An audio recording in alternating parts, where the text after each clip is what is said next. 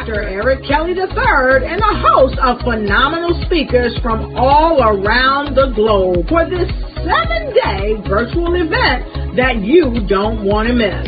The mission of the Black Business Expo is to raise scholarship money from kids all the way from high school all the way from college. The Black Business Olympics is one of the largest Black business showcases in the world. It is an opportunity for businesses and companies to showcase their businesses globally. We are going to be giving away laptops up to $5,000 away to students. Again, I'm Olivia Appleberry, the founder of 2 Cents Finance and one of the speakers for the expo. I am so excited to see you there. For more info, go to www.blackbusinessexpousa.com or call 919-308-9090 and hope to see you there. I am Black Business. From the moment I wake until the time I sleep. Yes, I am Black Business. I am Black Business. Tell me, are you Black Business? I am Black Business. Do you support Black businesses? Listen, I support Black business because I am Black Business. Black Business Expo, one of the largest business showcases in the history of Black business in the world. The world! Sign up today at www.blackbusinessexpousa.com or call 919-308-9090. I am Black Business. I am Black Business. From the moment I wake until the time I sleep, I am Black Business. I am Black Business. Are you Black Business? I am Black Business. Do you support Black businesses? I support Black business because I am Black Business. Black Business Expo, one of the largest business showcases in the history of Black America in North Carolina. Join Dr. Eric Kelly III and a host of phenomenal speakers from all around the globe for this 7-day virtual event that you don't want to miss. The mission of the Black Business Expo is to raise scholarship money from kids all the way from high school all the way from college. The Black Business Olympics is one of the largest Black business showcases in the world. It is an opportunity for businesses and companies to showcase their businesses globally. We are going to be giving away laptops up to $5,000 away to students. Again, I'm Olivia Appleberry, the founder of 2 Cents Finance and one of the speakers for the expo. I am so excited to see you there. For more info, go to www.blackbusinessexpousa.com or call 919-308-9090 and hope to see you there. I am Black Business. From the moment I wake until the time I sleep. Yes, I am Black Business. I am Black Business. Tell me, are you Black Business? I am Black Business. Do you support Black businesses?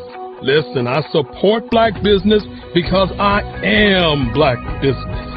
Black Business Expo, one of the largest business showcases in the history of Black business in the world.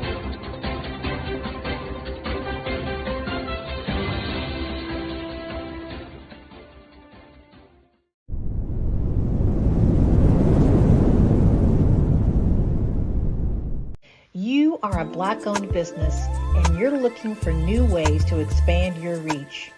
Or you're a creative and you have an amazing story that needs to be told, seen, and heard. Well, at Fayview Night TV, we're streaming the diverse and authentic narratives of Black American culture. At Fairview Night TV, you have access to product placement, feedback loops, promotional spotlights, and other ways to showcase your brand. And we have fans all around the world that can't wait to see what you're up to. So come to Fairview Night TV because we are showcasing the culture 24/7 with Black stories and Black storytellers. Subscribe to FairviewNightTV.com today. And for more information, email us at info@FairviewNightTV.com or call our hotline at 816-819-9939. Fairview Night TV, one of the largest platforms showcasing Black American content in the world.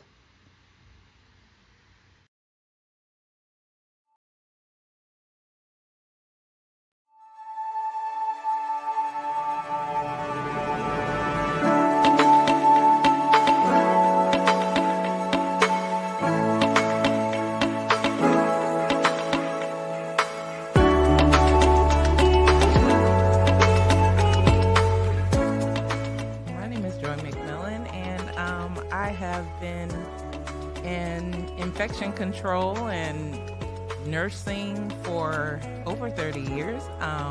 It is truly my passion. I love being able to see people who are in need go into a facility and get quality care, have quality outcomes, and don't leave with anything they didn't come in with.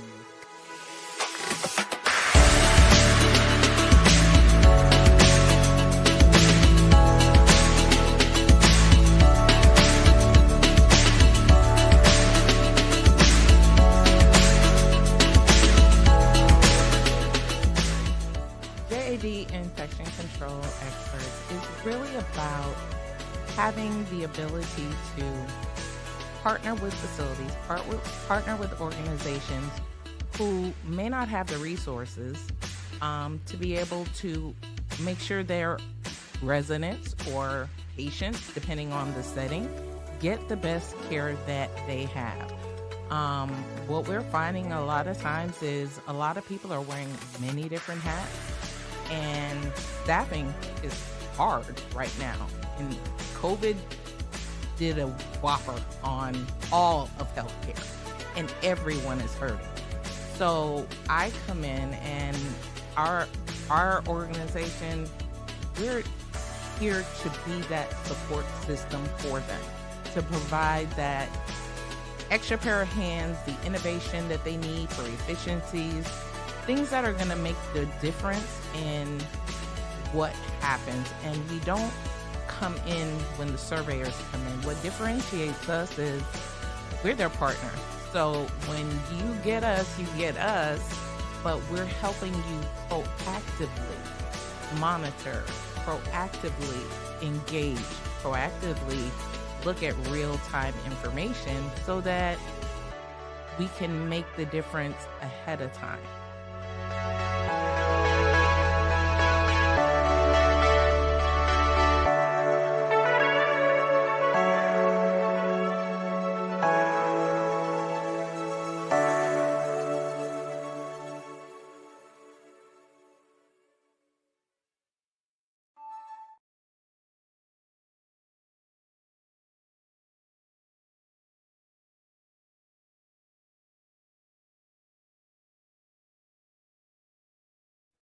Hey everyone, it's Grant McGaw, CEO of 5-Star BDM and host of the award-winning Follow the Brand podcast and TV series, where I help you to build a 5-star brand that people will follow. My genius is personal brand development through intelligent communication and helping you achieve your business and career goals. I am a requested speaker on digital technology and brand development issues. I want to work with you to increase the value of your current opportunities while attracting new ones. Every one of you is unique, and we all share challenges that can be addressed through smart branding. As a super connector, I work with you as an executive coach to guide you along the complicated business and career development road. providing the enhancement tools and information you need to succeed. Together, I will help you succeed in today's challenging business climate. I will evaluate and measure your progress. Best of all, I am right alongside you every step of the way. Build the brand called beauty. Genius is coming.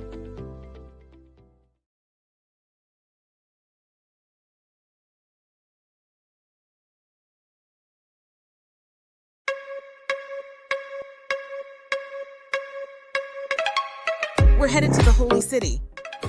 The Carolinas Virginia Minority Supplier Development Council is proud to announce that the 2025 Business Opportunity Conference will be held in Charleston, South Carolina. With support from our 2025 title sponsor, Sunoco, the event will once again feature the Scholarship Swing Golf Tournament curated by West Carey Group and Styra, and host the welcome reception at the International African American Museum. Tickets are on sale now. We look forward to seeing you in Charleston August 3rd through the 5th for the Business Opportunity Conference.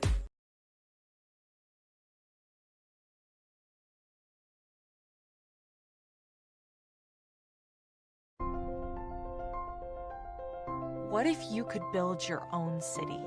A place where every child can find nurturing people to help them achieve their full potential.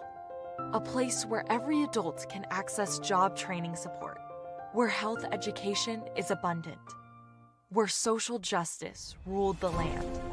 A place without limitations. Welcome. You have arrived at STEM City USA. It is what every city should be. A safe and trusted community where you find people and resources to help you become everything you are and beyond. STEM City is unlike anything you have ever experienced. It is a digital twin of the world around you, only better. STEM City is about energy and soul renewal. It is more than a digital world. You can almost feel the power of live cultural events, music, and theater. STEM City promises a better future for children with caring mentors and hands-on activities with dedicated tutors to support our youth. STEM City is your passport to a healthy lifestyle with weekly events addressing our community's many issues.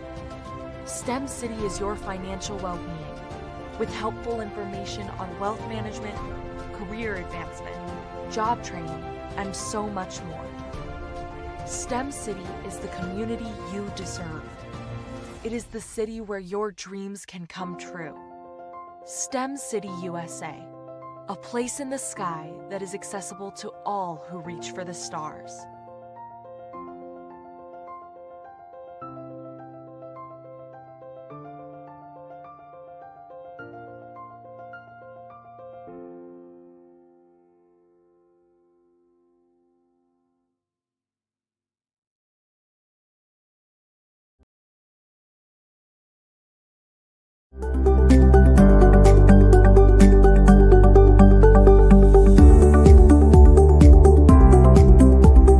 My name is Katie Bennett, and I own Lexicon Presents Publishing.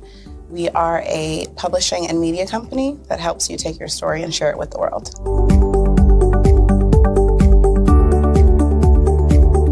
You know, for a while, I just had my family telling me to just hang it up, get over it, you know, and I had no support. And it was in your program that I really understood the necessity for having that help, having that support. And so now I actually feel like a CEO as we scale, as our clientele changes, as my company is opening doors for other people to, you know, take care of their families. It's just completely changed from just a mom who was publishing books.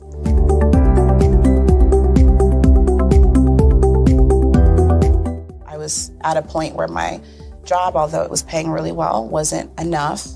And my business was always in the red, and I was tired of it. And so I came in just hoping to get some sort of help to just not end up in the red every month.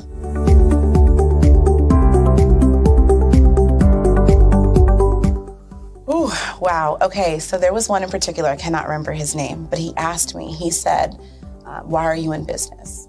And I told him that I wanted to make a difference and I want to help my community. And he let me ramble on for a while. And then when I was done, he was like, okay, all of those things are great. They make you a humanitarian, not a business owner.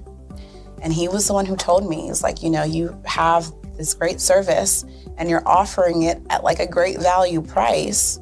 So to someone like myself, we don't know that we're going to get the value of what you're actually bringing. And so that gave me the confidence I needed to raise my price. It gave me the confidence to go after my actual client that I actually prefer to work with. And it really just changed everything for me. I don't think without him kind of giving me that push, I don't think I would have gotten to this point or position.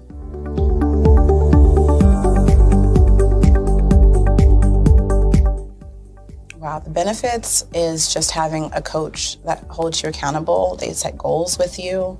That's been my favorite part. She has amazing experience, and so she brings her strategies. How hard is it to land on the front cover of a top-tier global publication? The answer may surprise you. If you are a business owner, industry leader, speaker, author, or coach, this is your opportunity to get featured in a publication that reaches worldwide. We want to be able to tell your story, showcase your brand. We have made it so easy. All you have to do is answer a few questions and tell us a little bit about your business and we'll take care of the rest. But why get featured? 1, it gives you massive exposure to a global audience. 2, it helps to boost your credibility and your authority in your industry. And 3, it helps you to expand your network and unlock opportunities. Now, right now, we are offering a special limited time offer. You can be seen by over 10,000 viewers and readerships each month. So don't wait. This is your time to elevate your business and get featured. All you have to do is click the link below and get started today.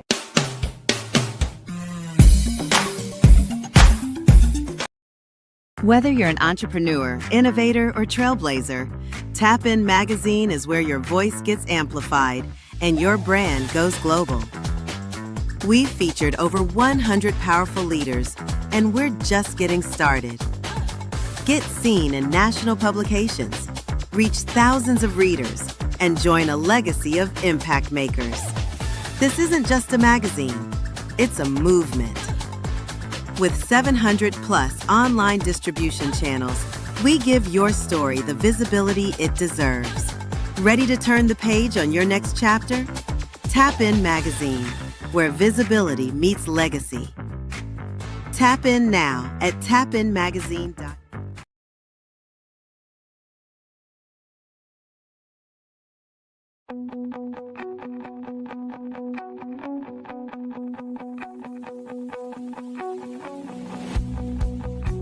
I am Black Business. From the moment I wake until the time I sleep. Yes, I am Black Business. I am Black Business. Tell me, are you Black Business? I am Black Business. Do you support Black businesses? Listen, I support Black business because I am Black Business. Black Business Expo, one of the largest business showcases in the history of Black business in the world. The world! Sign up today at www.blackbusinessexpousa.com or call 919-308-9090. I am Black Business.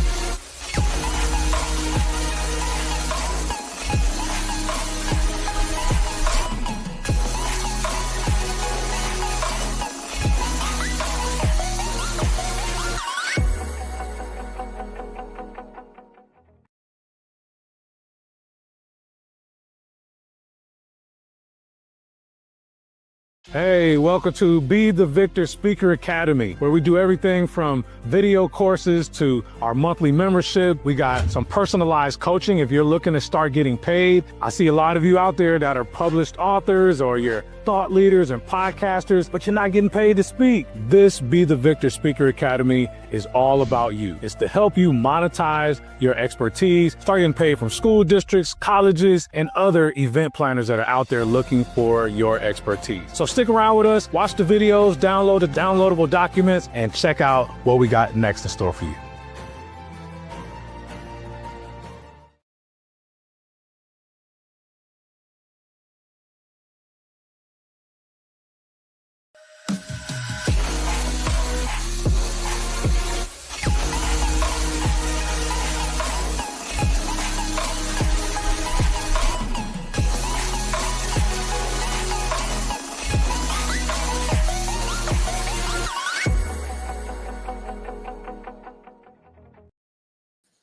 Good afternoon. My name is Mary D. Welch, and welcome to the Black Business Network.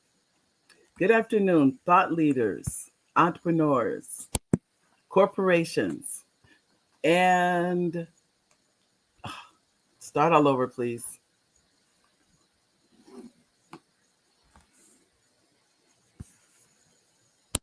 Dr. Start over, please, Dr. Kelly. Hello, I am Dr. Eric Kelly III, the visionary strategist and founder of the Black Business Olympics. I invite you to showcase your Black-owned businesses on the Black Business Network global stage. The Black Business Olympics is a global Black Business Network platform that propels Black-owned businesses into the international spotlight. By showcasing your business on the Black Business Olympics platform, you can reach a worldwide audience of potential customers, partners, and investors. You can also establish yourself as a thought leader, an expert in your field, attract lucrative partnerships, and more speaking engagements. In addition, the Black Business Olympics platform provides a valuable opportunity to connect and collaborate with like-minded entrepreneurs and business professionals from around the world. This can lead to new business opportunities, ideas, and relationships. Finally, by sharing your story and expertise on the Black Business Olympics platform, you can inspire and empower others. This is a powerful way to make a positive impact on the world and leave a lasting legacy. If you are a Black-owned business owner, I encourage you to seize the opportunity to showcase your business on the Black Business Olympics platform. It is a once-in-a-lifetime opportunity to make an indelible mark on the world. Be one of the 1,000 visionary entrepreneurs who are changing students' lives, shaping industries, and leaving an unforgettable legacy for their families. Unleash your voice on our global stage and watch your business thrive. Black Business Olympics is one of the largest Black business showcases in the history of Black business in the world. Yes, the entire world.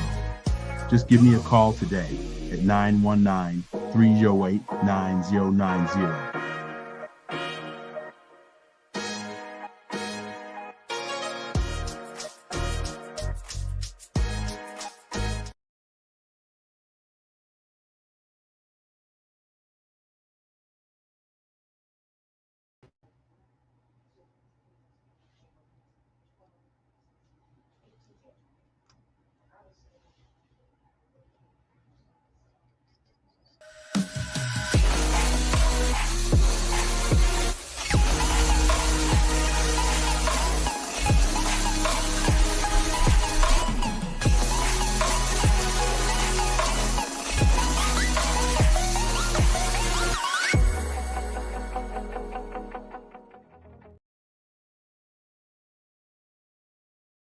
Hey, welcome to Be the Victor Speaker Academy, where we do everything from video courses to our monthly membership. We got some personalized coaching if you're looking to start getting paid. I see a lot of you out there that are published authors or you're thought leaders and podcasters, but you're not getting paid to speak. This Be the Victor Speaker Academy is all about you. It's to help you monetize your expertise, start getting paid from school districts, colleges, and other event planners that are out there looking for your expertise. So stick around with us, watch the videos, download the downloadable documents, and check out what we got next in store for you.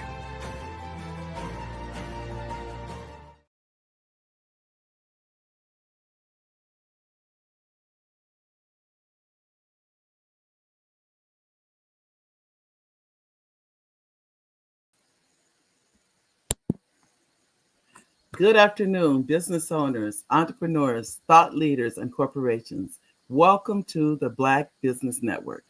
My name is Mary D. Welch, and I am your business moderator for this afternoon on the Black Business Network. The Black Business Network is a 24-hour business network showcasing Black businesses, business owners, entrepreneurs, and thought leaders worldwide. We have speakers from North Carolina, London, Singapore, Africa, Japan, and cities all over the United States.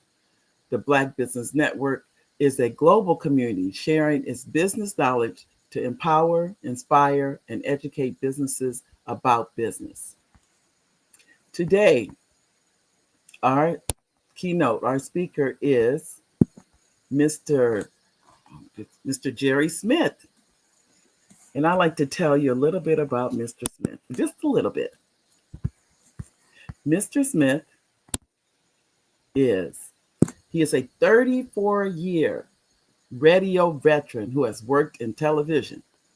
Jerry has worked in numerous music formats throughout his radio career, such as classic rock, top 40, AC, gospel, urban contemporary, hip hop, urban AC, and oldies. He's a recipient of many awards, including the Drummer Award for Program Director of the Year and the BRE Magazine, Gospel Truth Magazine National Gospel Program Director of the Year, and the NBA Macroni Award for Religious Station of the Year, and co-winner of the Radio Records, and Gospel Program Director of the Year Award, to just name a few. I'd like to welcome Jerry Smith to the show. Hello, Mary. How are you? I'm fine. How are you, Jerry? I am doing pretty good for an old timer, rusty, dusty, and crusty. That's what I like to identify myself as, but it's certainly a blessing just to see a brand new day and to be able to talk to you and all the people who are watching or listening to this amazing network. Well, first, I like to tell you, you look like you're 39, so I cannot imagine. Well, thank you for the kind words. I appreciate it. My mama's side of the family, very good genes, them young-looking genes. Well, yeah, because I'm reading your bio and going, it did say he was 39 in the business, right? Actually, I'm 40 years. Come this next month, well, August. Right. Will be, oh wow, I didn't even realize this weekend will be the 1st of August, will be my 41st anniversary as a professional radio broadcaster. Wow. That's good. It seemed, it's been good to you. Let me say that. Thank you very much. I receive it, and it's I share this story with a lot of people, Mary, that at 12 years old was when I wanted to do radio. I knew I wanted to be on radio, and I started 7 years later in college. I don't even count my college years, but if I did, it would be up to about 43.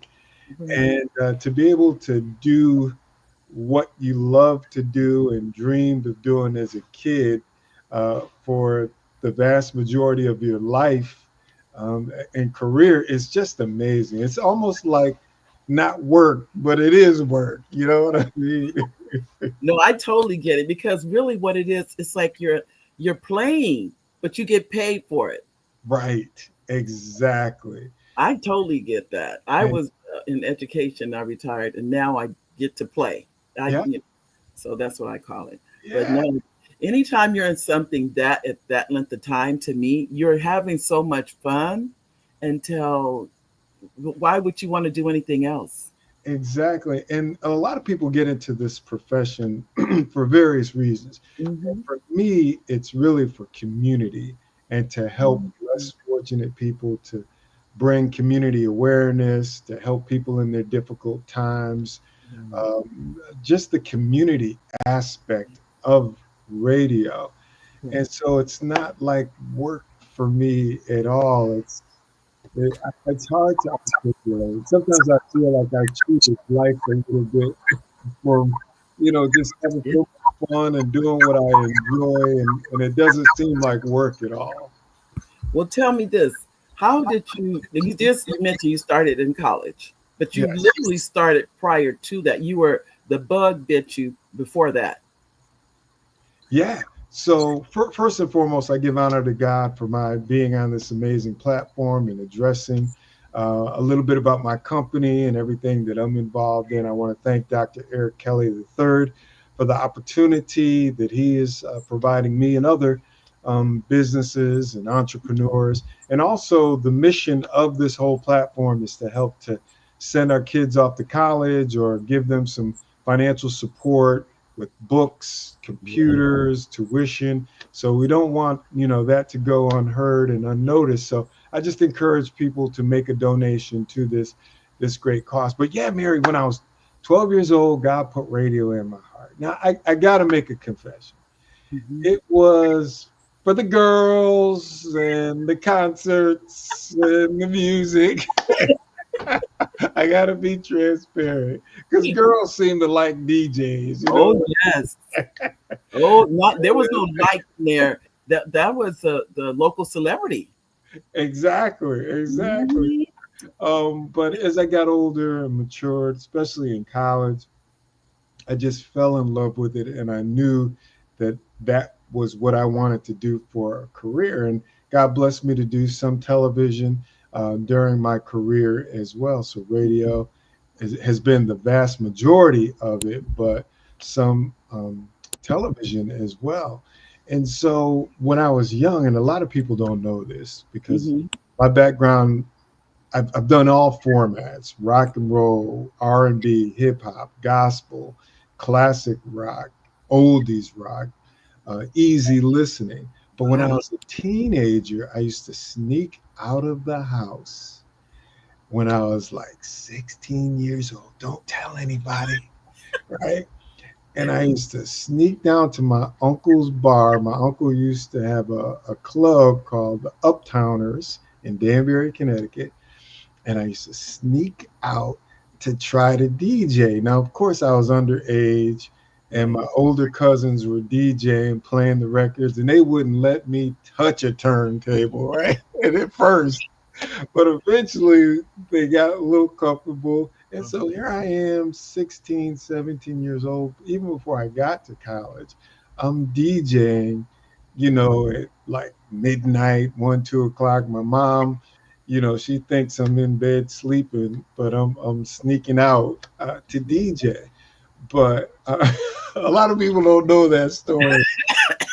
but I just love it, and it's been a blessing. And years later, I didn't know that God would get the glory out of this career and this gift that he gave me. And so that's why I encourage young men and women at a young age, whatever God puts in your heart, it's already done. You got to educate yourself. You got to hang around good people, stay away from trouble, and God will bring you the resources, the financing to get your education, the connections, but you just got to go the straight and narrow. And that's how my life has been. Wow. I'm impressed.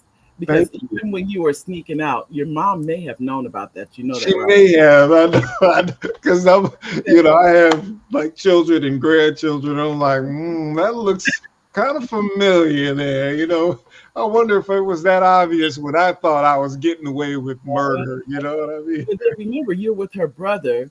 So is this was your mother's brother or your father's brother? My mother's brother, and he was He was an actor. Okay. His name is David Payton, and he just did like um, what do they call it when you? He wasn't a main character, but a Support. background. He's a Right, support. right. Like he was Death Wish. He's in a great scene there. And some other black movies, just a standby or the person walking by. Right. But he was an amazing musician, and very, very talented. But yeah, I don't know if he ever told his sister, hey, your son is sneaking out at night. My nephew is sneaking out at night, and you need to know that. But if he did, I never knew. Yes. Well, the thing, he may never have said it, but he had, in other words, he was taking care of you. He knew where you were. You know what I mean? Yes. So even if whether she knew or not, he had you. Exactly. So I was definitely in a safe environment for sure. Right.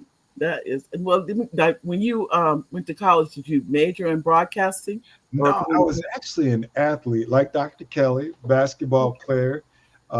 Soccer is what actually got me the scholarship. And I thought I wanted to one point study education and be like a gym teacher or, in education. Right. Because I love mentoring to the youth, because I come from humble beginnings, and God has blessed me to be really successful in life. And I'm like, it doesn't matter where you come from, it's the choices that you make. And if God could do it for me, he could do it for you, even if you come from the ghetto, the projects, rural areas. It doesn't matter. It's what you want out of life and the choices that you make. But, that just nothing. I tried business, just seemed to do it like radio and communications and broadcasting. So I ended up going to broadcasting school for radio and television, the Connecticut School of Broadcasting. And it like I said, it's just been a dream career at an early age. I was like 20, I want to say 23 years old. Wow. That's young. Right. Well, I'm telling my age now, but when I started doing this professionally and getting a paycheck for doing it, and I've been getting paid ever since. You know what I think it is? People don't realize, usually, not all the time, but you volunteer your time first. Yes. That is where you're honing your skills and learning and all those things. And then you get paid for what you do later. But a lot of people want to get the paycheck first. And I understand that because they have responsibilities. But almost anything I've ever done, it's always the volunteer comes first. It's not the paycheck first. It's the other way around. And Mary, you're looking at a prime example of that. And what you're saying is so key, because I share this with young men and women, that the experience you get is priceless. That's not in vain. You're going to get a return on that investment down the road, but you've got to be willing to give something to get something. And the people that, to your point, that want like big dollars without cutting their teeth or getting the experience, they typically don't get that. But the people like you and myself who see it as gaining wisdom, knowledge, and experience, it generally pays off in the big scheme of things. It does, but that's the sacrifice part that we don't always talk about. That you're, as I mentioned before, I'm an educator. You have to do, now things may have changed, but when I received my credential, you had to work for, believe it or not, like 6 months with no pay in the classroom. Woo! Yep. My that's hard to believe now. But at the time, that was the reality. Now I think they pay. That's capital that you're building up, though. You know what I mean? It may not make sense at the time. It doesn't. 6 months, it could lead to like 30 years and then retirement and pension. Am I making sense at all? You make a complete sense. But see, I did everything they said. I did the 6 months with no pay. I remember in the classroom thinking of they're getting all of the, they're getting all of this, and I'm getting all of this. So it's, we're both exchanging. But I remember thinking, now, how am I going to pay my rent again? Right. I actually remember saying that to myself of how am I going to survive? I know people may not think that was how it was, but that's how it was. You had to work for 6 months before you could get your teaching credential. Think about what that meant. 6 months of no pay. Wow. And don't ask me how today I cannot tell you. Well, I'm going to tell you how. God. That's how it happened. Nobody but God. Nobody but God. It's only God, because I don't even remember how I made it through that. I don't remember at all. I just remember I was determined to be a teacher. I wanted those benefits of not only teaching, because I was a history teacher, but also I wanted the time with my family. That was so important to me. Yeah. That so? I get. And like for me, Mary, like a lot of people don't know this. I'm sharing some secrets about Jerry. My second job, like my first job was a little small AM gospel daytime station, and they actually kicked me out. They told me after a year and a half, man, you're so talented. You can do well in this industry. We're only paying you minimum wage, $2 and some change. We really want to push you out of the nest and encourage you to go on to bigger and better things. I was like, are they just saying this to get rid of me? But everything they said came into fruition. Wow. But there was a point where, because, $2 and some change doesn't pay a whole lot of bills, 40 hours back in the 80s. Right. So there was a point when I was working like 3 jobs.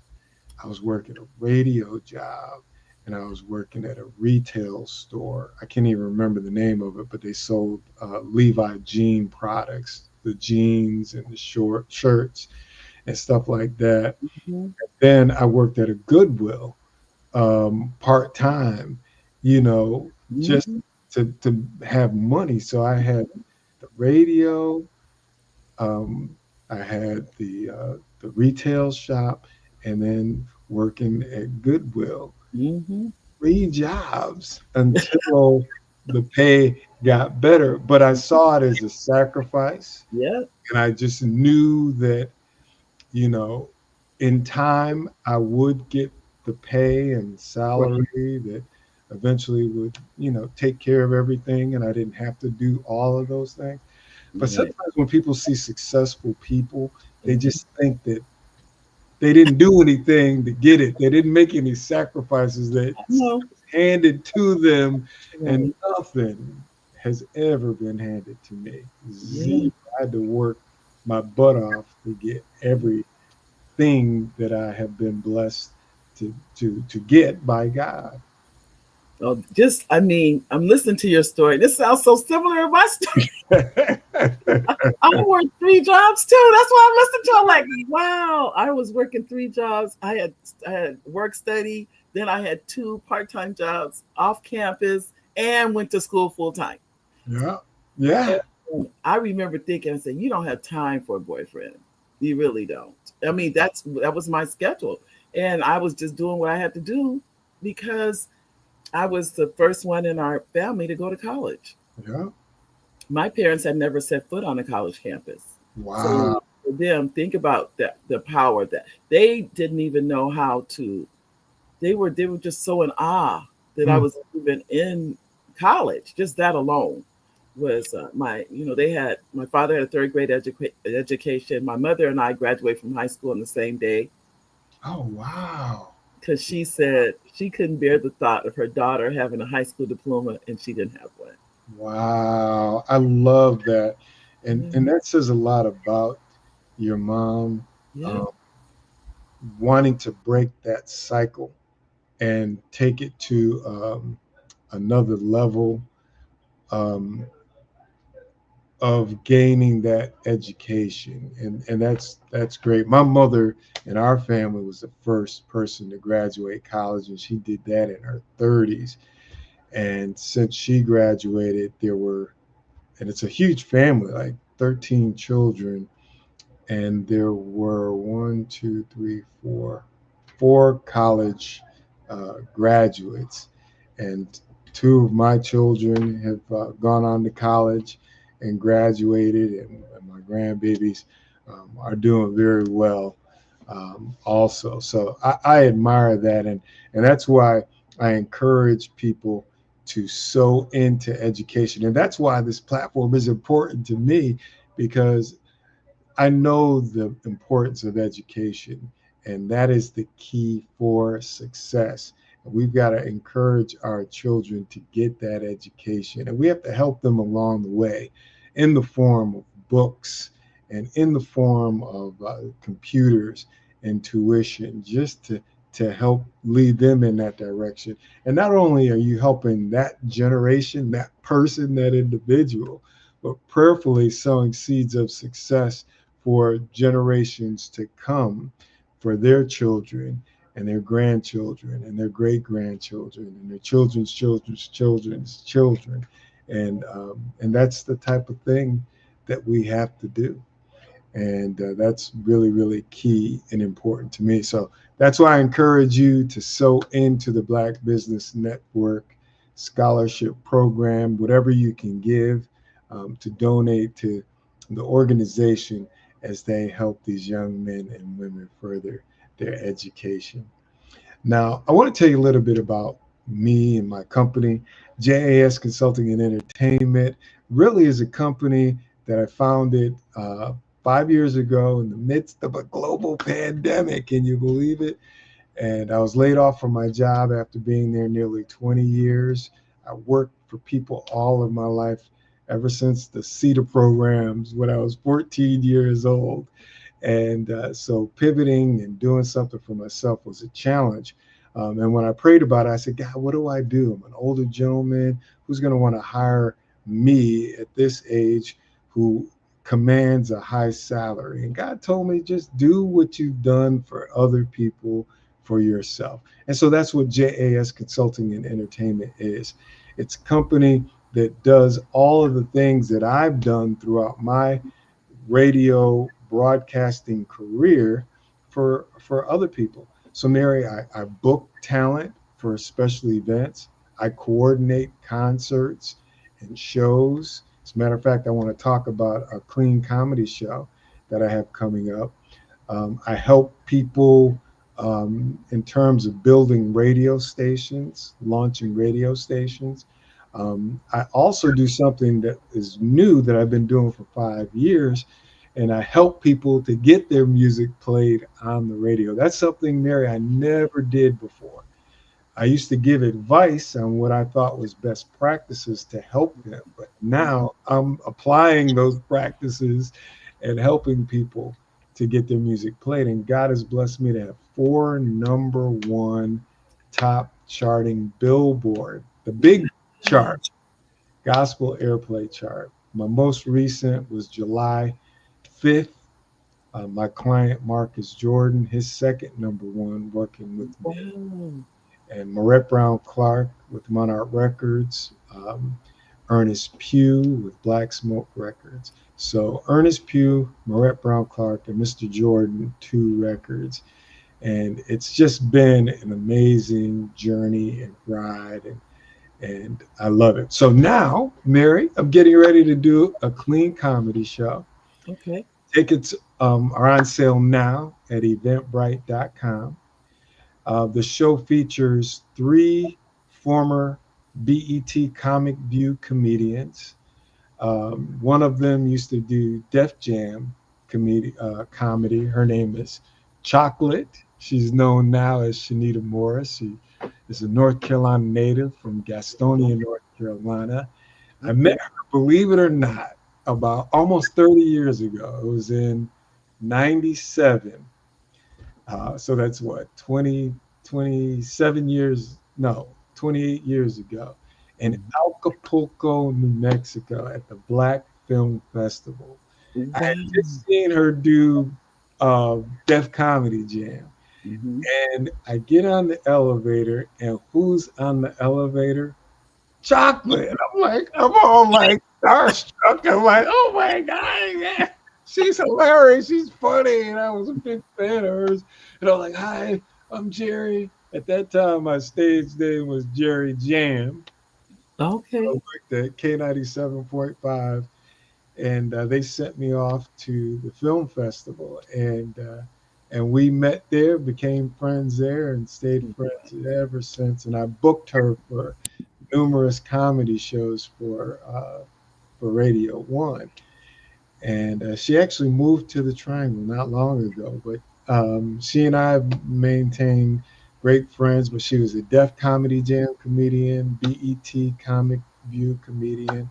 She's the host of the Laugh Hard Comedy Tour. It's going to be at the Mann Center September 20th in Sanford, North Carolina. I'm partnering with my buddy from CW22 Television, Armando Hancock. Also, Sean Service. He's from the DMV area. He was on BET Comic View as well. I booked him when I was with Urban One. Hilarious guy. He's always booked. And another comedian who did BET Comic View, he goes by the name of Grave Digger. And also, Mary got two singing recording artists that happen to be out of the Triangle. Kimberly Michelle Prince, who is a phenomenal vocalist and violinist. She is amazing. And another guy named Gene Hoskins has been featured on a lot of artist music, for example, like John P. Key and a host of others. He's a talented soloist. He relocated to the Triangle. North Carolina is just a beautiful area. A lot of people relocate here. I see. Yeah, so he's on the show. So we've got 5 phenomenal talent, 3 comedians, 2 national recording artists. It's going to be at the Mann Center in Sanford, North Carolina. That's a Saturday, September 20th. Show starts at 6 p.m. Doors will open at 5 p.m.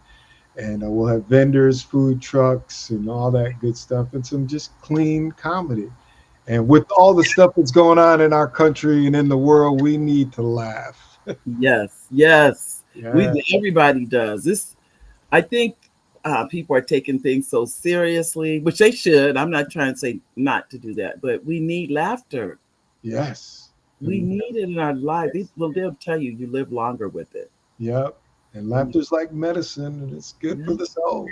It is. So I know I feel better, much better after I laugh and just have fun like I'm having right now with you. Oh, thank you.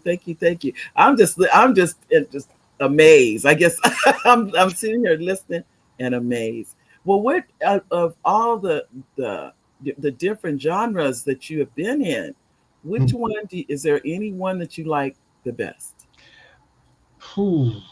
Well, I say gospel music is the world's best music because it speaks of the good news.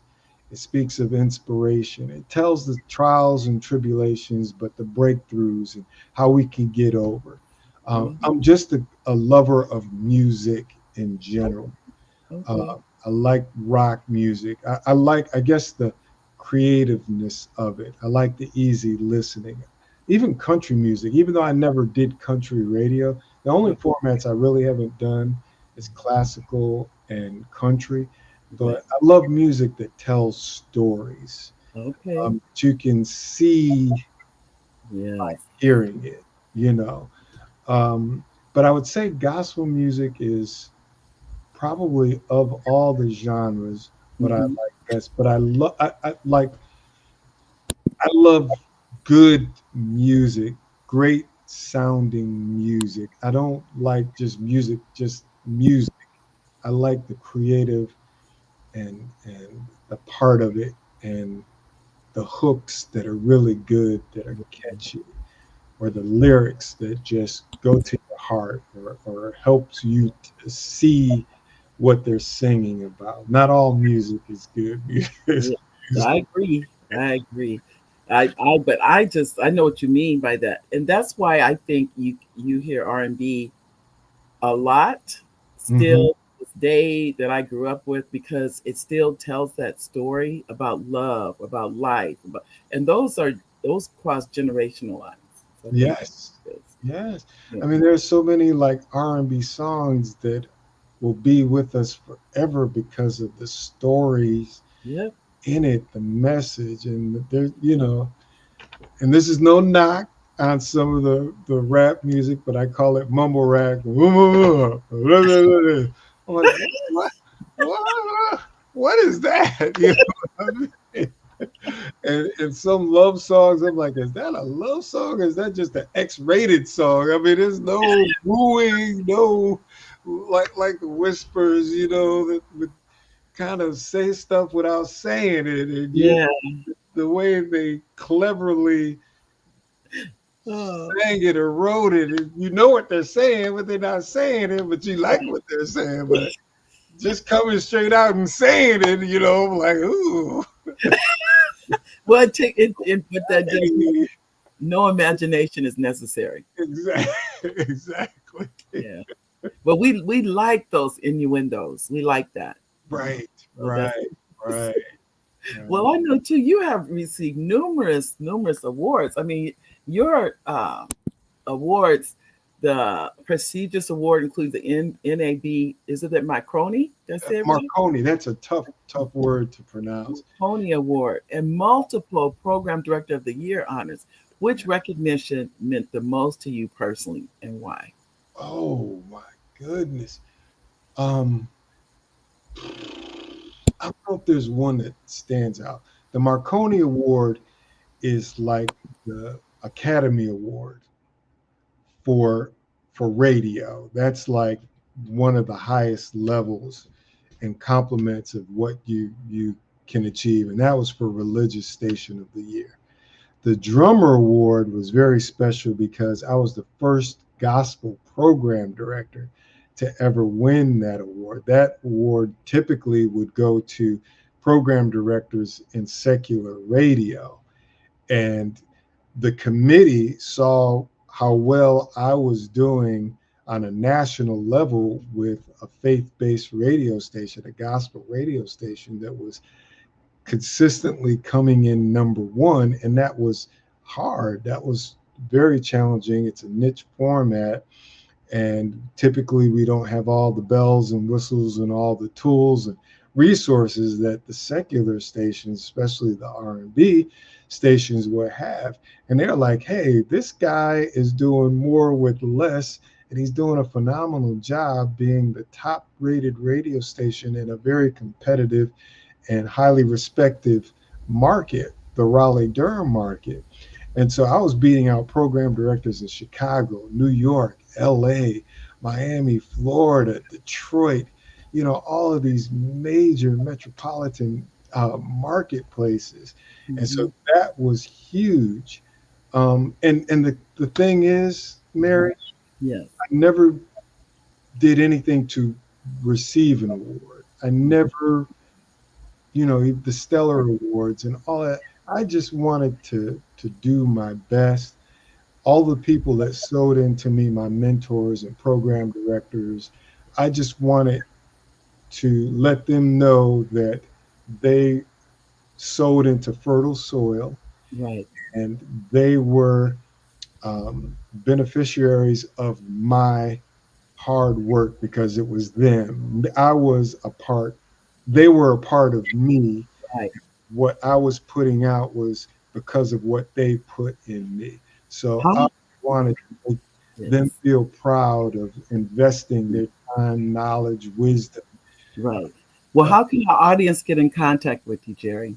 They can reach me at 919-395-4905. They can go to my website, which is jerrysmith03.com. And all my email, phone number, and all my services there, jerrysmith03.com. And don't forget to make your donation. Let's help the kids out. All right. Thank you for being on the show today. Genius is coming, and I'll see you on the other side.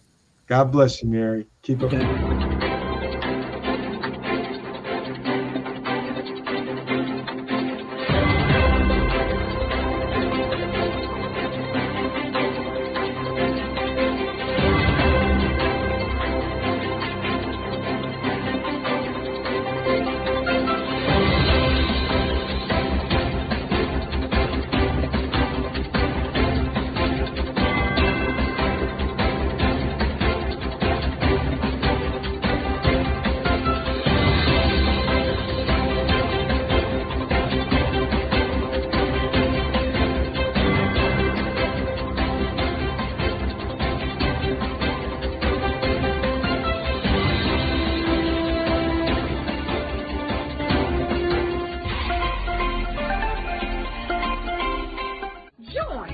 Dr. Eric Kelly III and a host of phenomenal speakers from all around the globe for this 7-day virtual event that you don't want to miss.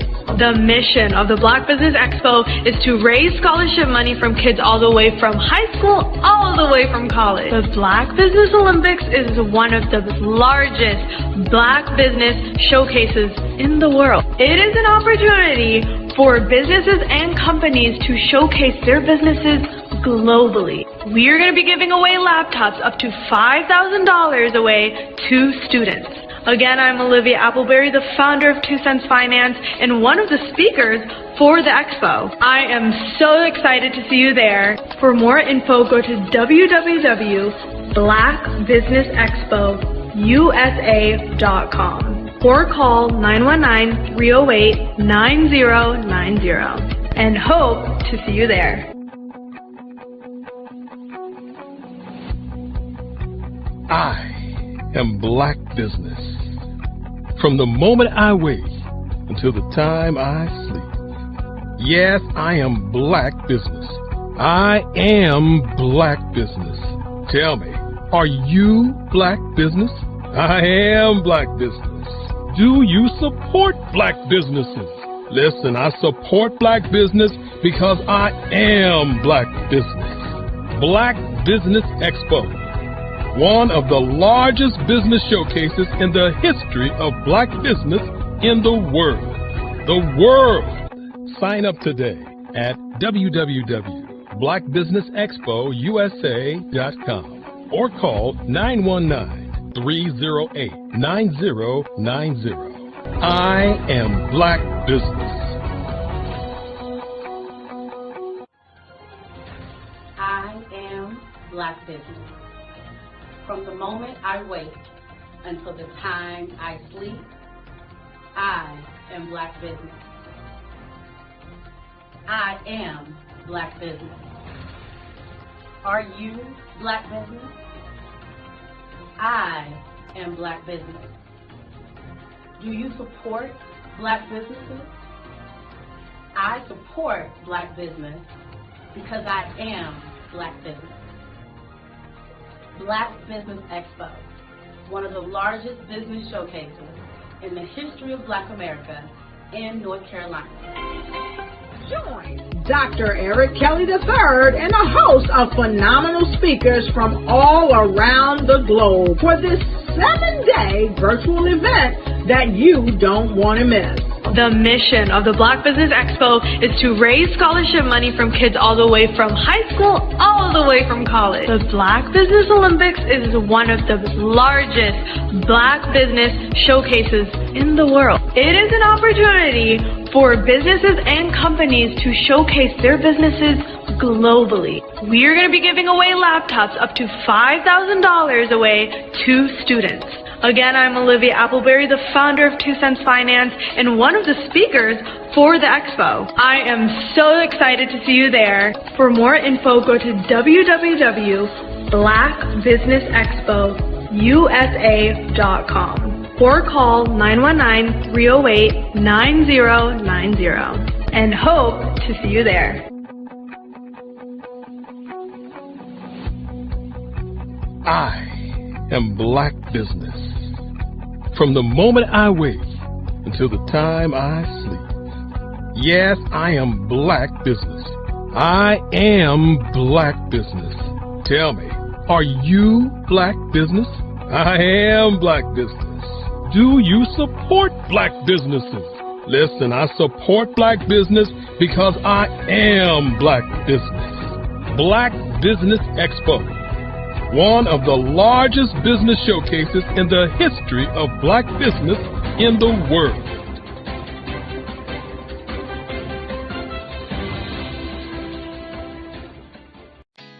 Did you know women represent just 3% of Fortune 500 CEOs and less than 15% of corporate executives at top companies worldwide?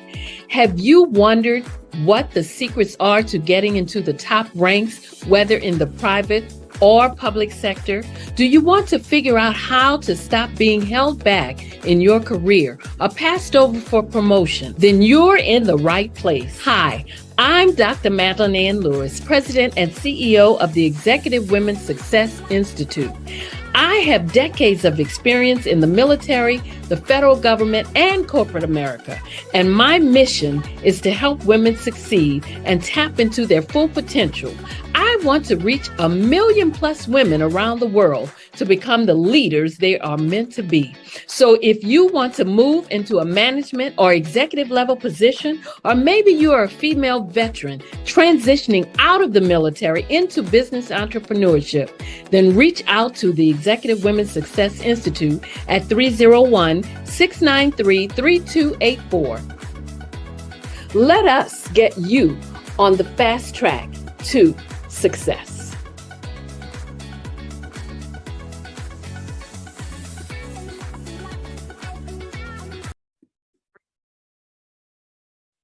Hello, I'm Dr. Madeline Ann Lewis, President and CEO of the Executive Women's Success Institute. And my genius is helping women accelerate the path to success. You know, I was blessed to have strong women in my life who encouraged, motivated, and pushed me to do my best and to never even think about giving up on my dreams. So I say to women, we must show up to rise up. We have talents and potential, but who will see them if we don't speak up and get noticed? I know that women are a tremendous resource on this planet, and there is nothing more fulfilling than helping a woman tap into her full potential. I do this because I want to be a part of helping as many women as I can to show up, to rise up. I do this because genius is common.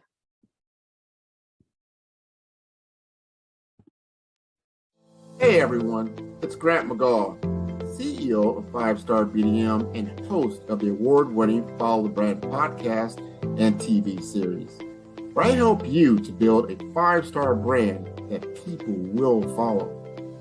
My genius is personal brand development through intelligent communication and helping you achieve your business and career goals. I am a requested speaker on digital technology and brand development issues. I want to work with you to increase the value of your current opportunities while attracting new ones. Every one of you is unique, and we all share challenges that can be addressed through smart branding. As a super connector, I work with you as an executive coach to guide you along the complicated business and career development road, providing the enhancement tools and information you need to succeed. Together, I will help you succeed in today's challenging business climate. I will evaluate and measure your progress. Best of all, I am right alongside you every step of the way. Build the brand called you. Genius is common. Your story is powerful. Your brand is valuable. Your business deserves to be seen, heard, and followed. The Black Business Olympics has given you the stage, showcasing Black entrepreneurs speaking on stage, networking, and leading their businesses. Now, let's take your business even further.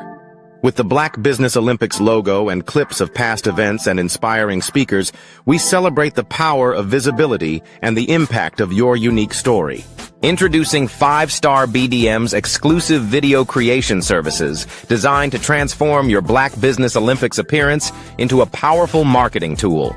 Our dynamic approach includes behind-the-scenes shots of video editing, branding consultations, and social media marketing.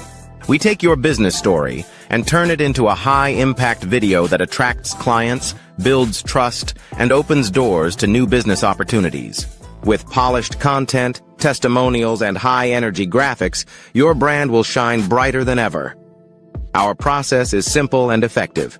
Step 1. We extract the best moments from your Black Business Olympics speech. Step 2. We craft a compelling branded video with your business details, call to action, and testimonials. Step 3. You receive ready-to-share professional content for social media, websites, and email marketing. With our AI-enhanced video marketing strategies, your message reaches the right audience at the right time, so your business grows while you lead. Hear from successful entrepreneurs who have worked with 5-star BDM. After working with 5-star BDM, my brand awareness skyrocketed. My Black Business Olympics talk became my #1 lead generator. The video they created gave me the confidence to pitch my business to major investors. Game-changing service. These testimonials showcase the transformative power of our services and the success that follows. Your business is your legacy. Your story matters. Let's make it unforgettable. Use your videos to land deals, grow your online presence, and dominate your industry. The message is clear. Get your custom video today. Visit 5starbdm.com. 5-Star BDM. We build 5-star brands that people will follow. Are you ready to be next? Email Black Business Network for your special pricing.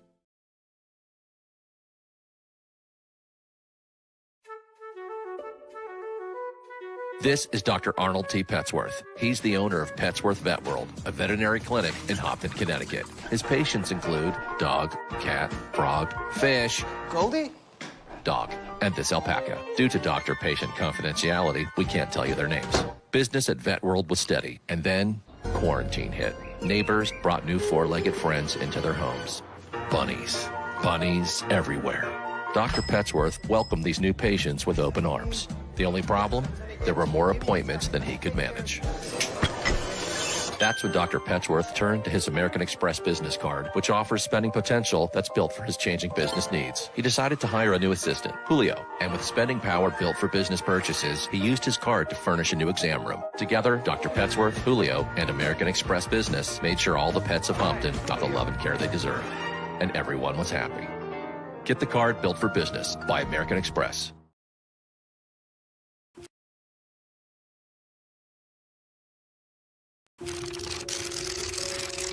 Bravery is not the absence of fear, but the ability to overcome it. We stand for those who defy suppression, who speak out, and those who walk the road less traveled. Everyone deserves to be seen and their voices to be heard. We're sparking a movement, growing a community of creators united by the desire for freedom, choice, equity, and ownership. At Fanbase, it's all for one and one for all. We support each other to guide, promote, and uplift you in a place where you can unapologetically be yourself. A place where your voice, ideas, and creativity are not just welcomed, but celebrated. We are Black founded, minority funded, and supported by a diverse, inclusive, powerful community that believes in the strength of authenticity and individual choice. Regardless of success or background, we welcome you. The marginalized, the underappreciated, the successful, the superstar. We're for all who seek a space to express themselves freely, where they are rewarded for being their authentic, true self. We transcend labels because only we have the right to define ourselves. We are built for the brave, the culture, the creators, and for the future where everyone has the power to shape their own destiny, where all are empowered, voices are amplified, and freedom is embraced.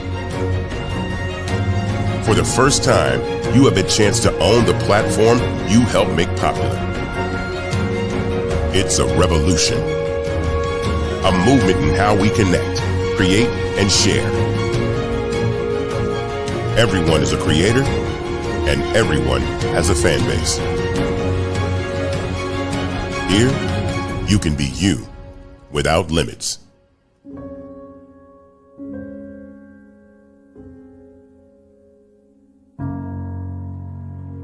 Hey, welcome to Be the Victor Speaker Academy, where we do everything from video courses to our monthly membership. We got some personalized coaching if you're looking to start getting paid. I see a lot of you out there that are published authors or you're thought leaders and podcasters, but you're not getting paid to speak. This Be the Victor Speaker Academy is all about you. It's to help you monetize your expertise, start getting paid from school districts, colleges, and other event planners that are out there looking for your expertise. So stick around with us, watch the videos, download the downloadable documents, and check out what we got next in store for you.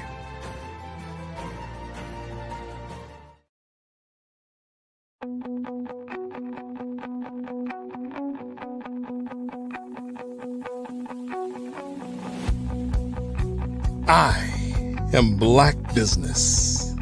From the moment I wake until the time I sleep. Yes, I am Black Business. I am Black Business. Tell me, are you Black Business? I am Black Business. Do you support Black businesses? Listen, I support Black business because I am Black Business. Black Business Expo, one of the largest business showcases in the history of Black business in the world. The world. Sign up today at www.blackbusinessexpousa.com or call 919-308-9090. I am Black Business.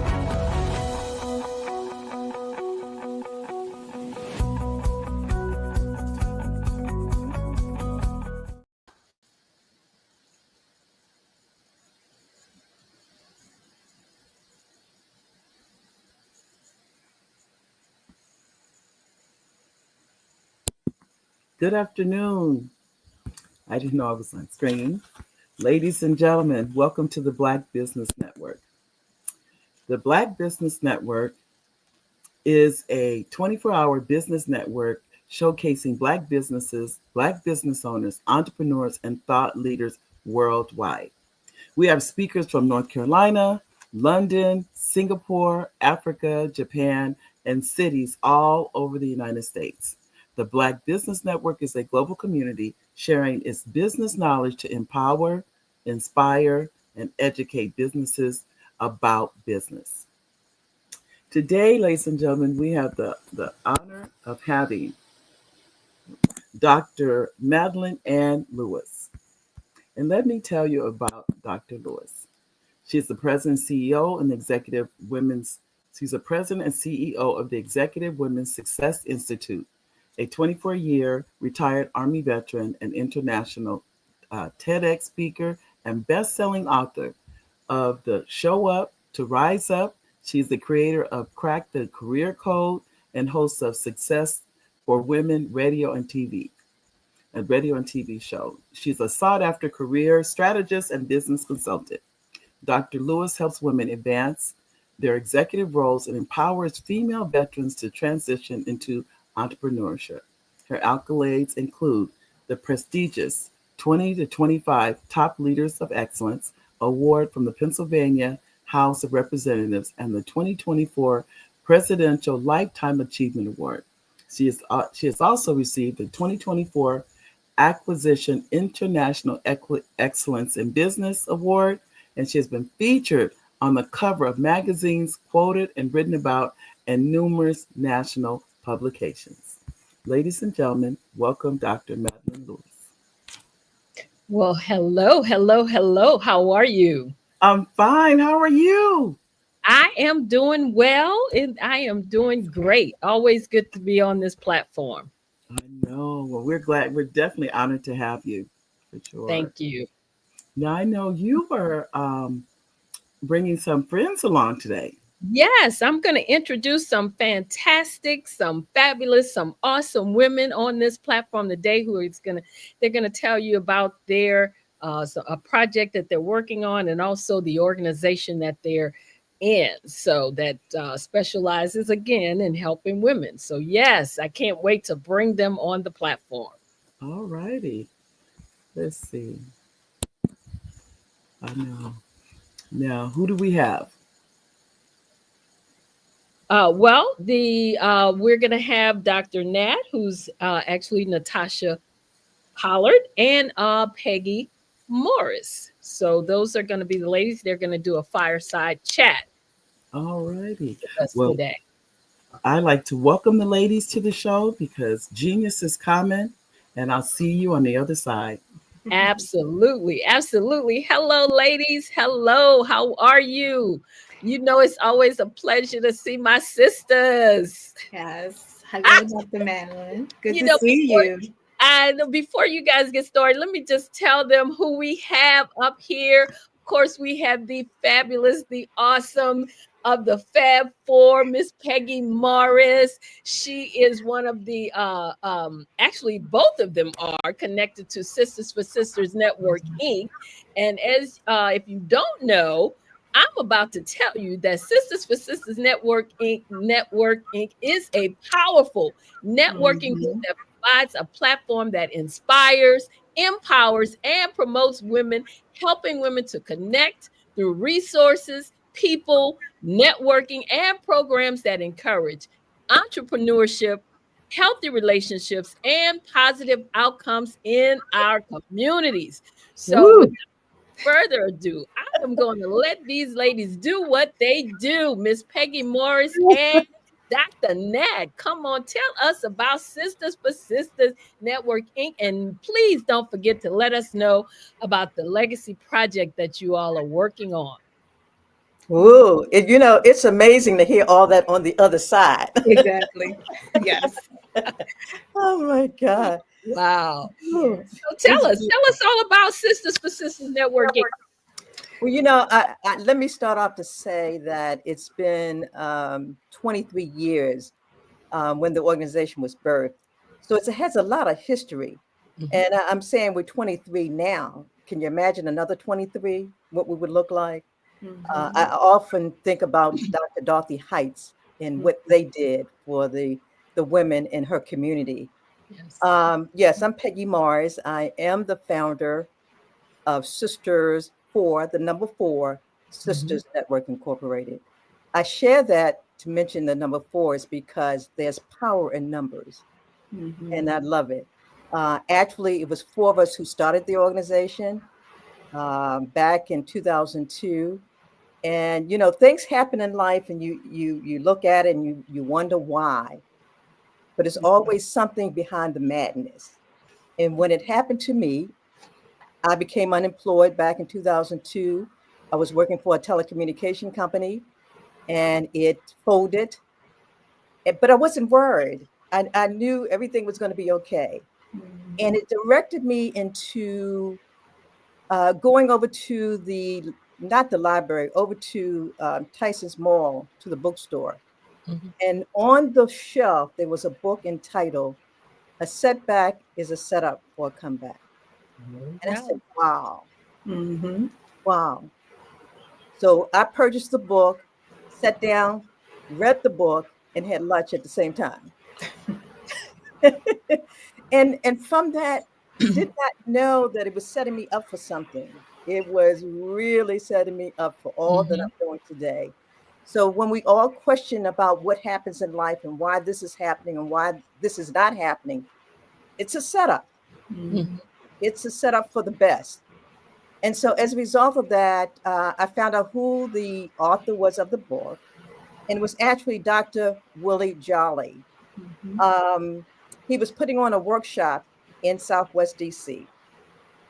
And I said, well, hey, I personally, I have to constantly be doing things. I constantly have to embed in myself that, hey, this is not the end, this is the beginning. And that I had to continue to grow and develop my skill set. So I attended the workshop that he was presenting.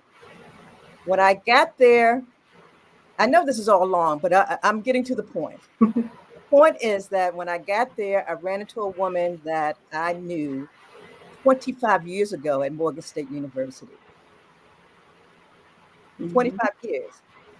Hadn't seen her. We connected and found out that, we were in the same space for a reason. God set us up to be there. And as a result of being in that room, we found out that Dr. Willie Jolly was going to be speaking at this very powerful networking conference. Now, if you go back to the 2000s or go back to the 1980s and 90s and 20s, people didn't talk about networking. Networking was a technology term of connecting computers together. And when everything started changing, it was a human concept of networking. And they were putting on this networking conference in Cleveland, Ohio. And that's where it all birthed, Sisters for Sisters Network. I can go on all day long and talk about it, but I'm not going to do this to you. Come on, to Latasha. Good afternoon, everyone. And I'm going to fast forward all the way to 2017. So that's when I met Sisters for Sisters Network, Peg Morris, and going into 2018, because I was doing just that. I was coming back and forth to Washington, D.C. area. I live in the other tri-state of Pennsylvania, New Jersey, and Delaware. And Sister Friend, of course, connected me as well. So our 4 pillars, which of course at this point I definitely have memorized at all times: education, entrepreneurship, health and wellness, and domestic violence, just spoke to everything that we do with women. I was in DC working at the headquarters of an organization that I'm still connected to over 18 years. It just made sense that, of course, I'm going to continue to just work with women, and we're going to not only become friends, build relationships, but we're going to help build and strengthen each other. So literally by December of 2018, Peg and I were just talking it out. And part of it for me is when I came into it, we all bring our skill sets, everything that we started with. Peg talked about being in telecommunications. Publishing and writing, editing is also my sweet spot, and that's in teaching as well. So what can we do now to even build ourselves some more? We have 23 years now. That is such a legacy. And that's our new word. And I made that word up, so hopefully everybody still likes the word. But now we're building on our legacy.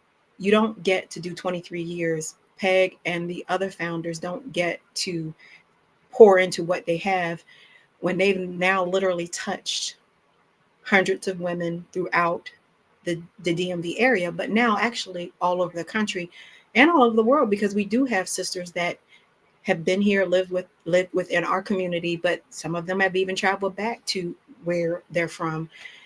When we were talking about what can we do for our 20th anniversary, just to celebrate that, here comes the wonderful pandemic.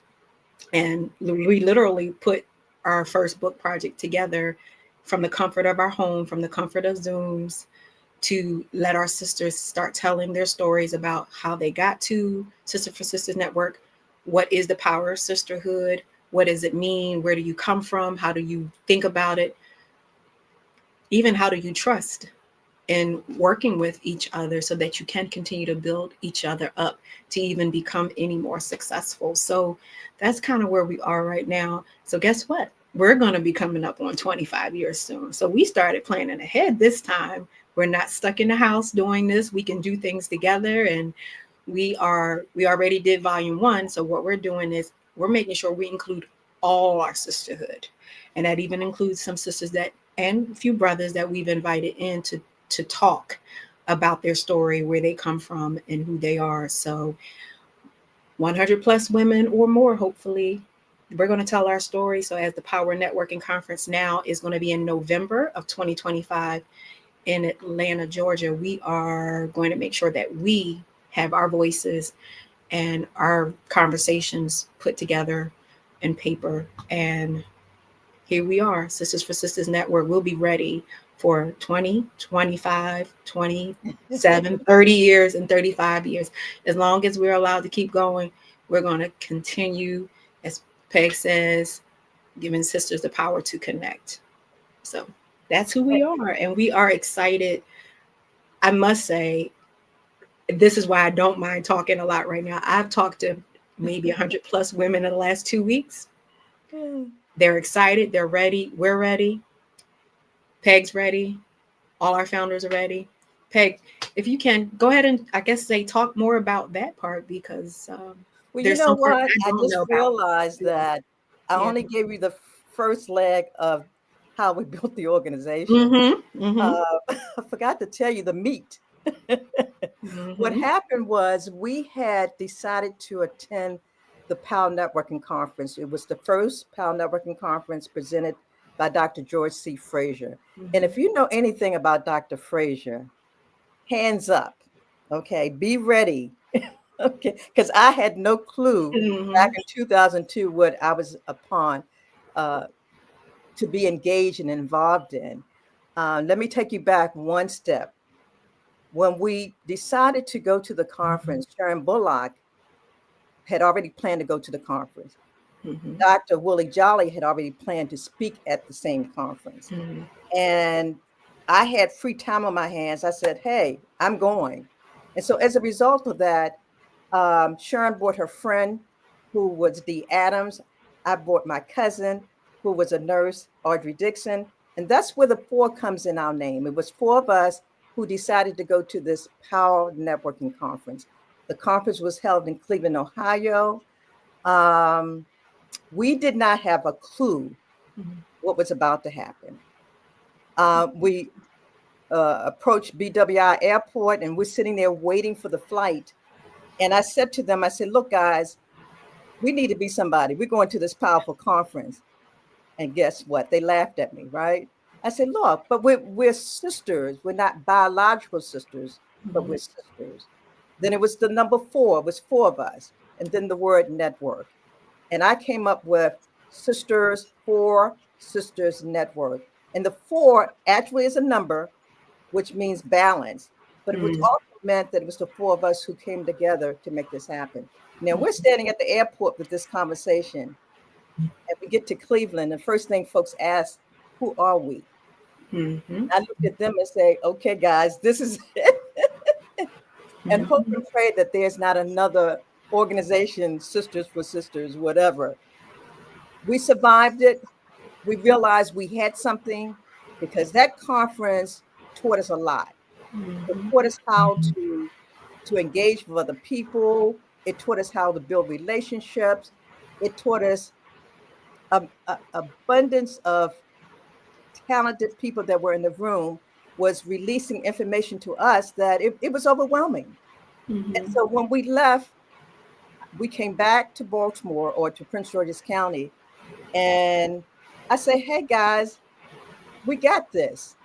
I went to Baltimore, registered our name, and that's history. But let me share one more thing. When we began to network, we did it on a monthly basis. We had no clue what we were doing, but it was working. And it started out the four of us because the four of us wanted to start our own business. So why not work with women in your own network, which was small, was four of us, and build upon that. And as a result of that, each one of us started our business, our own business. And then we figured, well, if we can do that, let's bring other women into the network. And that's how we built what we started. And so, to be honest with you, it has blown my mind because, it's always been on this side over here, women talking and they're saying women, especially Black women, can't work together, can't support each other. Well, we changed the myth on that and we decided we were going to fix that. And today, let me stop there because I can go on and on about this organization. We have brought in some amazing women. And let me share one thing before I pass it back to you. When we started all of this, it again was allowing other women come into our platform to promote their business. And then we realized that we didn't want to really, we wanted to kind of turn the wheel on this because we wanted to really serve our community. And so then that's when we decided to convert to a 501c3. That allowed not only myself, but all the women in the network that can make a difference in the lives of people in our community. And what happened, we noticed that the conversation began to change. Women began to talk about domestic violence and how it was impacting them. Women were talking about health and wellness. How do I change my diet? Or look at issues that are impacting me to live longer. We had women talking about education and mentoring. How do I help my young kids to make it through high school into college? And then we had women who actually wanted to start their business. So those were the four components. And we took those four components and we established those were going to be our initiatives for Four Sisters and for the community. And that's where we are. Peg, they're tapping into a conversations that we just really literally have normally every day. We're always trying to figure out, okay, what's next? How do we do things together? How do we help each other? And it's really important because we even talked in this year about the fact of what can we do different? How can we prepare? Yes, we're preparing for 23 years. And I believe, if I'm not mistaken, we're officially 23 years in August, because August is our birth month. So that's 23 years. Next year will be 24. The Power Networking Conference will be celebrating 25 years. Correct. And then the following year will be our official 25 years. So we're always thinking ahead of what are the needs, what's going on. You talked about how the four pillars of how things started from entrepreneurship all the way to the different parts of our lives as women, and even especially as Black women. What do we need? How can we help each other? We're used to that in community. And then that goes out into helping our children, helping our elders, helping things that we see. You all know we can go out today, later today, tomorrow, and see something different going on in the world. And there's a way to figure out how can we be a part of it? And how can we help fix something? Does someone have a need? And when you talked about health and wellness, what's really been on my mind is about stress. You're hearing that in so many different degrees, even specifically because we're all facing probably a lot of heat right now, no matter where you live in this country or in the world. And you just got to figure out ways to make it daily, but you have to figure out ways to make it tomorrow and then plan ahead. And don't be afraid to plan ahead as well. And that's what we've been doing in Sisters for Sisters Network for a while. We want now, for me, it's always been about the voice of telling someone what you do. You talked about going to the airport that first time. So we always encounter people. Well, who are you and what do you do? I recently had someone actually ask me that has known me for a long time, but I hadn't seen them in years. They actually asked me, what do you do now? And then they put the now on there. They know where I started. They don't know what I'm doing now, and they don't know what we're planning ahead. So it gets you thinking about what I'm seeing in you and in our founders with Sharon, as well as all of our leaders on purpose. We're always trying to figure out how can we build each other up. Yeah. Business and entrepreneurship has been our foundation. But again, like you said, when the sisters come in, they also go, oh, and I can network this way and I can help this way. The greatest part is we have become friends and family. We've now literally, I haven't even been in an organization that long. But you and I have the conversation all the time. 2019 friends, as you look at this, we went everywhere. It set up a lot of things on that we did not know at the time that had us ready for 2020 when 2020 happened, because we had been mapping things out. We did it just because in some situations and some circumstances, but by 2020, when we had to say, okay, what can we do now? Because we are stationary to plan something out. That is exactly what this time has been. It's been 5 years now, and we promised in 5 years ago that we were going to do more than one volume. Well, now we're going after each other, and guess what? Now we can see each other and really can share. We've been networking again a little bit more this year. We've had to hold each other's hands through homegoing services. Yes. And we get to do celebrations with each other's from weddings to bridal showers to baby showers, birthdays, especially the milestones. Yeah. That's what's been really important. We've all started to know each other long enough, no matter when we've joined, to honor those milestones. And so that's what we're trying to just always purposely instill. You have a sisterhood. You have a family outside of your home that if you need us, we're going to figure out how to make it work for each other. So again, in this day and age, I'm excited that some of the stuff you talked about, again, the telecommunications, some of the things that we learned 10, 20, 30 years ago, and we kind of didn't know why we How had that to was going do to fit that. in. And some of it we didn't even like. We are finally, and this is definitely one of the pillars, we are finally not even talking about just legacy, but a lot of our sisters are now in our organization because they're getting to live the dream that they've always wanted to live. You have to have multiple streams of income. You have to have something to fall back on. I've been saying this to the group. Yeah. You got to have more than plan A and B. You got to go all the way to Z now, because there's always a way to figure it out.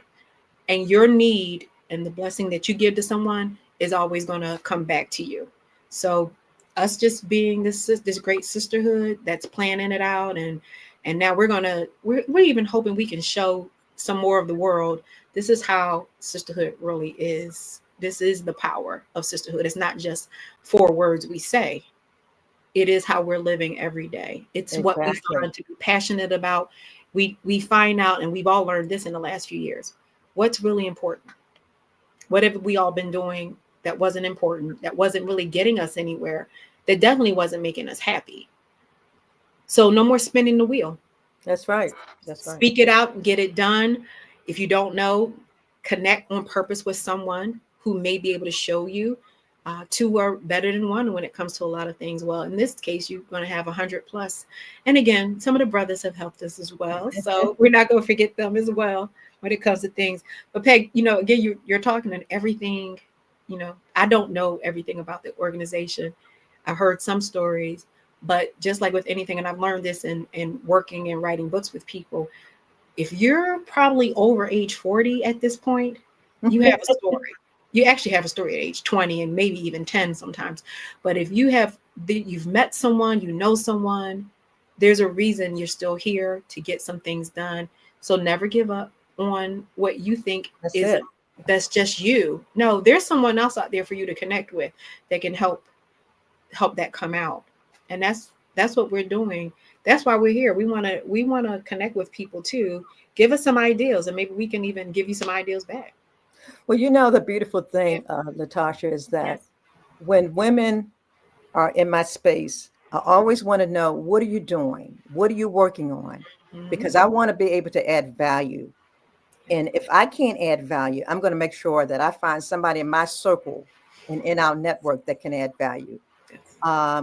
These women are coming out of the woodwork, and I tell you, they are ready. Yeah. So when I say ready, they just need a little icing on the cake to really not confine, but show them the real world that they can run with it. And that's what I love of what I do. I'm retired.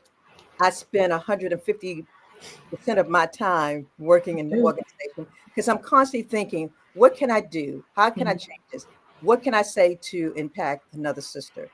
And I was sitting back and thinking the other day, a lot of the ladies who came in, we were all sisters, but now I have become the mom of a lot of the ladies in the organization. And I love it because I grew up in a household with 5 sisters. Right. And really, that was what propelled me to do what I do today, is because of my relationship with 5 sisters.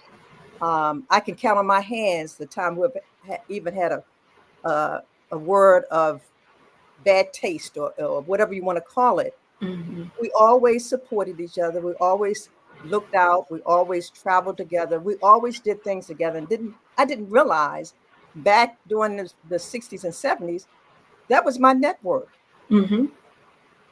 Okay. That was my network. So today I could bring that network into the network that I've built, and it's been amazing. Definitely. Well, Dr. Madeline mentioned that we are doing our wonderful book project again, and that's on purpose because, again, we want to pull everybody in. If you've been a part of Sisters for Sisters Network, if you're active, we want everyone's story, and we're doing that, and we will have it done for the most part before this summer, the official summer date ends, not the heat that you're feeling, but the summer closeout. And what our sisters are doing now, they're submitting stories, getting them edited, designed. The books will be out. We're going to relaunch volume 1. And part of that is what I want to bring up, Peg, too. we've recognized and what has been built that, of course, all of our sisters are not even here with us anymore. And two of our sisters, and you can continue with that, specifically since 2020, 2021, when we did the volume 1 book, we lost them. Yeah. And we lost them close together. We literally were at one funeral service and then another with each other again. And it even made us hesitate for a minute on making sure we could come back together and unify and heal together as an organization, because that was a lot. So what we are talking about is all the sisters that have come into the network, some that I know that I never even got to meet. We want to make sure that, for instance, with volume 1, we're going to dedicate some things, talk about the sisters that poured into us, but some of the sisters that aren't here any longer, but they are part of our legacy, and we're going to continue to honor them. So we're bringing joy, we're bringing peace and healing to this sisterhood circle as well, because that's, for every good sister, we've had some moments, but there's healing in all of it. So that is the power of sisterhood. That is for Sisters. I'm going to say the other platform, that is Sisters for Sisters Network Incorporated. So you know what, ladies, I've been listening to you all, y'all talking about the Sisters for Sisters Network, but y'all being so modest, okay? I'm coming out here to ask some questions. Come on. Because y'all just being so modest. For example, I know as being a part of the sisterhood, so Peggy, you and I know you have been instrumental, at least the organization has been instrumental in putting a lot of females into political offices. Now, and that's one of the things, and you need to talk about how the resources that this organization possesses, how it propels sisters into all these different avenues, what you do and how you do it.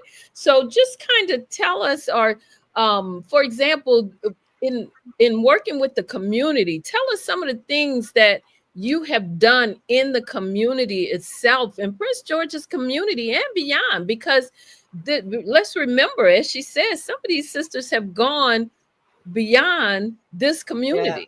Yeah. It's a beautiful thing. I don't really see it until someone says something to me. And this is one of the opportunities, and I thank you. We have been blessed because when we can come together and you have like-minded women, you can accomplish so much. Absolutely. And as I mentioned, the 4 pillars or the 4 initiatives, and each one of the initiatives, we have been able to add value to our community. To give you an example, domestic violence. That's something that a lot of people don't want to talk about. But you know what? We're giving women the platform to talk about it. Right. And they're open about the conversation, where before women would not want to even be seen or addressed as a person that has dealt with domestic violence. So that has been a beautiful opportunity. We have supported initiatives in Prince George's County that are actually dealing with domestic violence. Annually, we have started a domestic violence benefit that is going to be held in October, where we have this amazing woman, her name is Angela Stokes, who bring in all of the guys that have Corvettes and vehicles and all that kind of good stuff into one location as a fundraiser. And I'm telling you, these are guys. These are not just women. These are gentlemen who are coming in and supporting what we do to add value. So that's one spotlight. We can talk about health and wellness. We're working on a health expo coming up in November to support the community. Let's talk about education and mentoring. Over the past 4 years, we've had this amazing sister, Dr. Lloyd Dorsey, who had single-handedly have taken on the initiative to help us support our community by bringing in university and colleges, and they're giving out scholarships. And when I say scholarships, I'm not talking about $500 scholarships. I'm not talking about 10,000, 50,000, 80,000, 100,000 scholarships. And it's just been amazing. We have not only supported Prince George's County, but we've supported Baltimore City. Yeah. Okay. And then we, in our area and lane of entrepreneurship, we've had more women starting their business because now they have a platform where they can come and can use the resources and the contacts and women who have done it Yes. to lead them on to start their own business. So, wow, that's all I can say. Yeah, absolutely. I mean, it has been, I know the years that I have been connected with the organization, I have seen so many women from this organization, how they have grown and Yes. the areas that they different areas they've gone into, just to in their progression. It has just been amazing. And to watch this organization support them, it's one of those things where, if people don't know, Sisters for Sisters Network, if you say you're having an event, yes, they show up in numbers. Okay. We're not talking one or two people. We're talking the whole section that might be filled out with this Sisters for Sisters Network. Okay. I love it. I love it. We I do. love going into the room. And a lot of times I might not know who is showing up from the network. And when I turn around and I see my sisters behind me, and I'm like, this is what I'm talking about. Yes. This is power. Mm-hmm. If you don't know anything about powers, if you got more than one, that's power. That's So these ladies show up and it makes me proud. I see and I'm with you, Dr. Madeline. I see the growth and development. And I'm like saying, this is what I'm talking about. Yes, absolutely. Show up. Wow. Your word is show up, and my word is show up. And these ladies know how to show up. Right. Exactly. And I know you have something coming up soon that you're looking into, an event for under the entrepreneurship, right? In that committee, they're about to do something too that you have. I mean, it's always something that that is being put into effect to help support or to help expand or to help extend. It's just always something going on in the organization.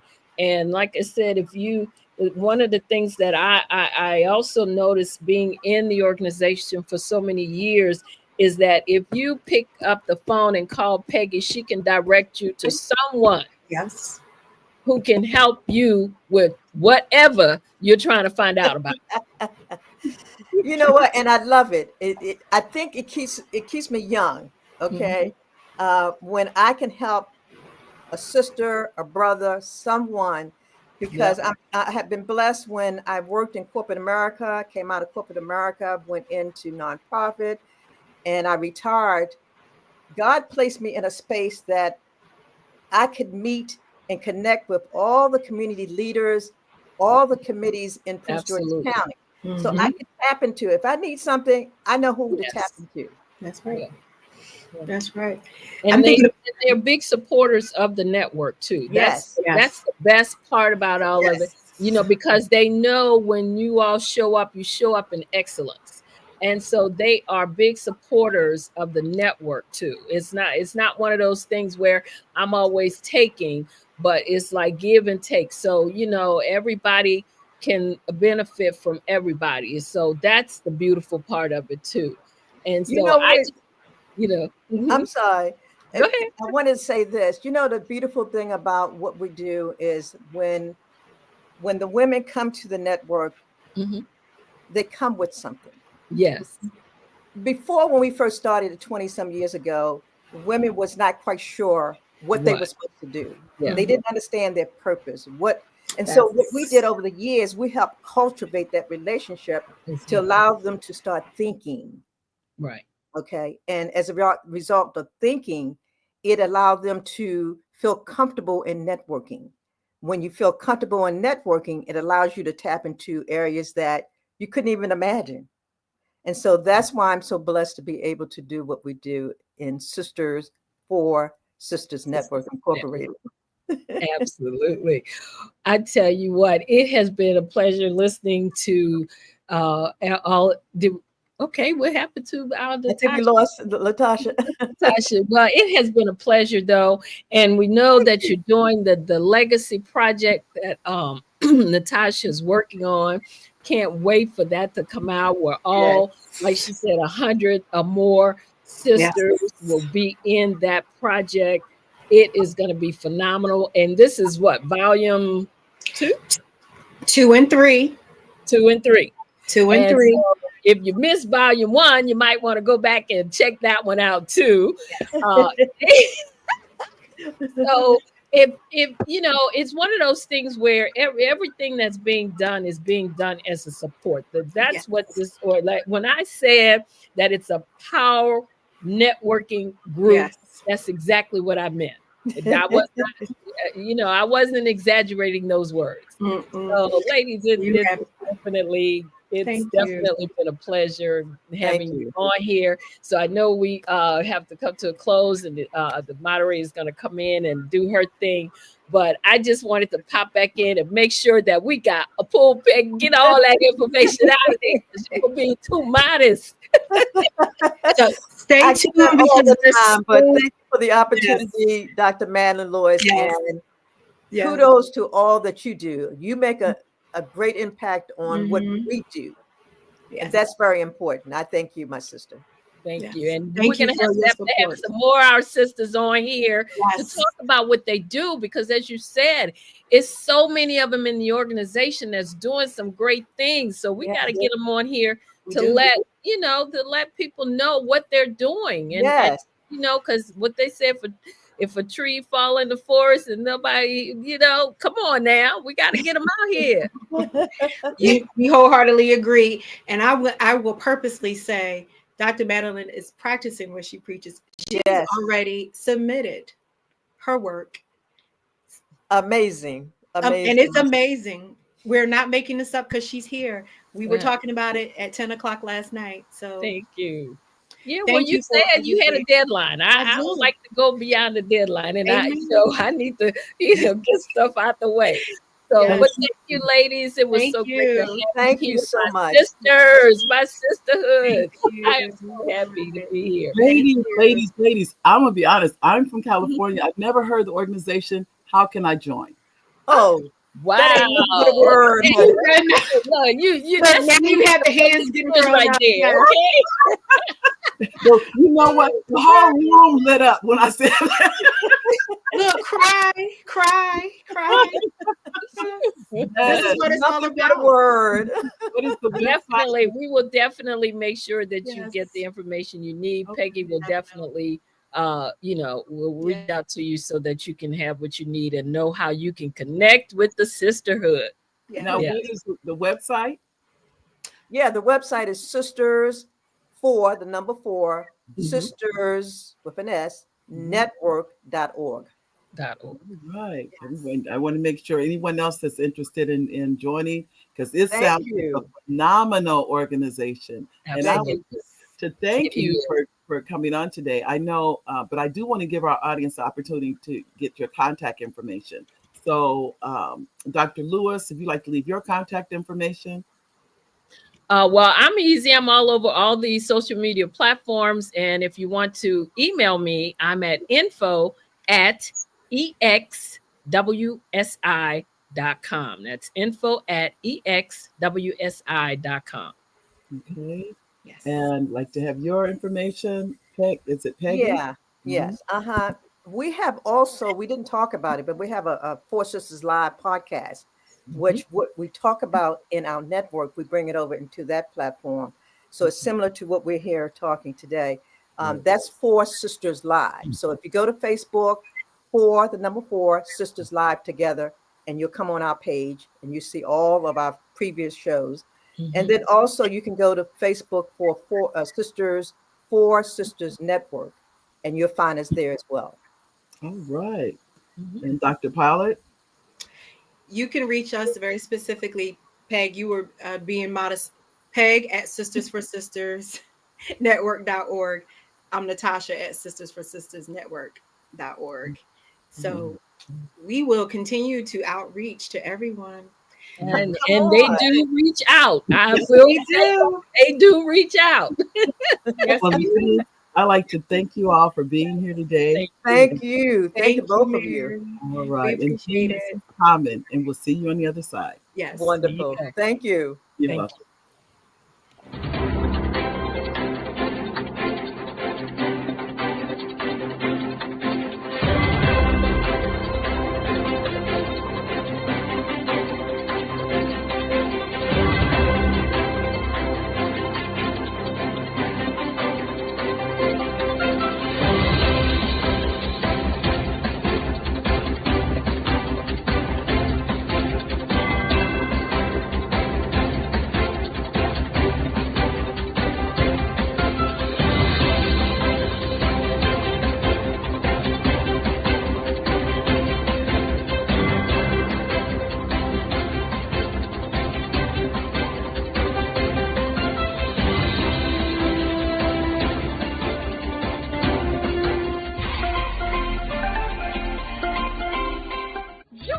Dr. Eric Kelly III and a host of phenomenal speakers from all around the globe for this 7-day virtual event that you don't want to miss.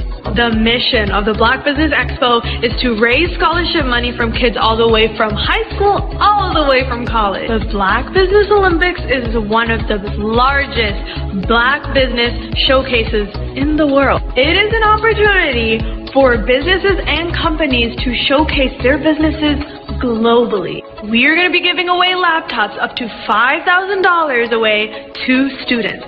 Again, I'm Olivia Appleberry, the founder of 2 Cents Finance and one of the speakers for the expo. I am so excited to see you there. For more info, go to www.blackbusinessexpousa.com or call 919-308-9090 and hope to see you there.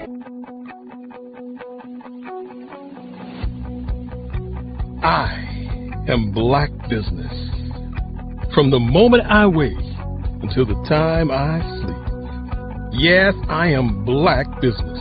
I am Black Business. Tell me, are you Black Business? I am Black Business. Do you support Black businesses? Listen, I support Black business because I am Black Business. Black Business Expo, one of the largest business showcases in the history of Black business in the world. The world! Sign up today at www.blackbusinessexpousa.com or call 919-308-9090. I am Black Business. I am Black Business. From the moment I wake until the time I sleep, I am Black Business. I am Black Business. Are you Black Business? I am Black Business. Do you support Black businesses? I support Black business because I am Black Business. Black Business Expo, one of the largest business showcases in the history of Black America in North Carolina. Join Dr. Eric Kelly III and a host of phenomenal speakers from all around the globe for this 7-day virtual event that you don't want to miss. The mission of the Black Business Expo is to raise scholarship money from kids all the way from high school all the way from college. The Black Business Olympics is one of the largest Black business showcases in the world. It is an opportunity for businesses and companies to showcase their businesses globally. We are going to be giving away laptops up to $5,000 away to students. Again, I'm Olivia Appleberry, the founder of 2 Cents Finance and one of the speakers for the expo. I am so excited to see you there. For more info, go to www.blackbusinessexpousa.com or call 919-308-9090 and hope to see you there.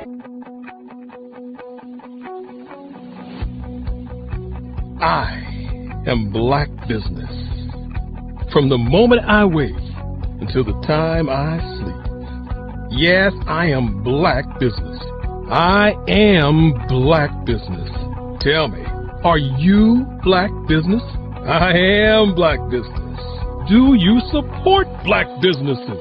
Listen, I support Black business because I am Black Business. Black Business Expo, one of the largest business showcases in the history of Black business in the world.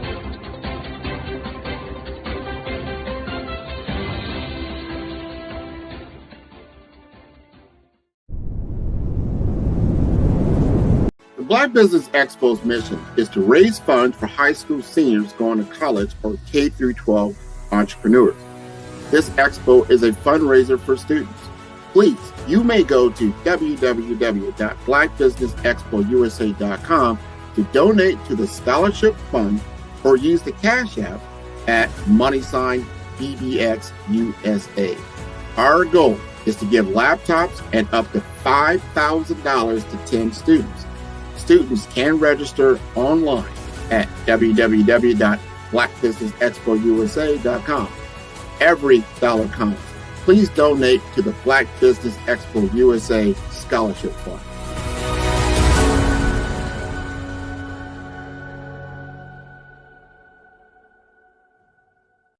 Every speaker has a moment where their words can spark inspiration, drive change, and transform lives. But what happens after the applause fades? With 5-star BDM, your voice doesn't have to fade. We transform your live session into a professional ebook. Imagine your session becoming a permanent interactive asset, reaching new audiences across the globe. Like Grant McGough and Dr. Eric Kelly III, whose session on the Mindset Revolution continues to inspire thousands through their custom ebook. Your ideas can become a lasting impact.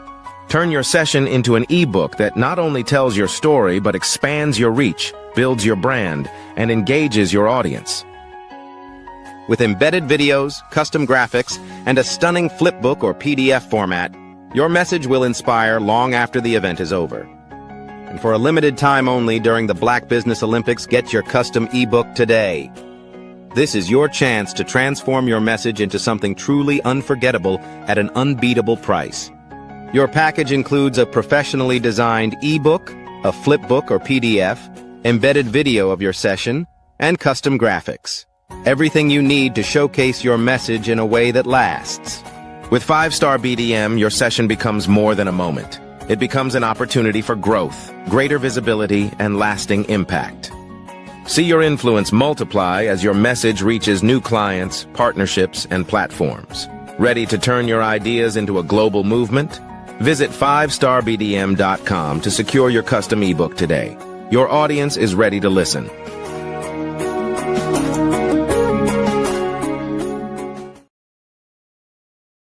Your story is powerful. Your brand is valuable. Your business deserves to be seen, heard, and followed. The Black Business Olympics has given you the stage, showcasing Black entrepreneurs speaking on stage, networking, and leading their businesses. Now, let's take your business even further.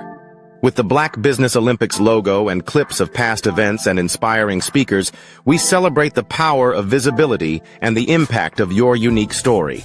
Introducing 5-Star BDM's exclusive video creation services designed to transform your Black Business Olympics appearance into a powerful marketing tool. Our dynamic approach includes behind-the-scenes shots of video editing, branding consultations, and social media marketing. We take your business story and turn it into a high-impact video that attracts clients, builds trust, and opens doors to new business opportunities. With polished content, testimonials, and high-energy graphics, your brand will shine brighter than ever. Our process is simple and effective. Step 1. We extract the best moments from your Black Business Olympics speech. Step 2.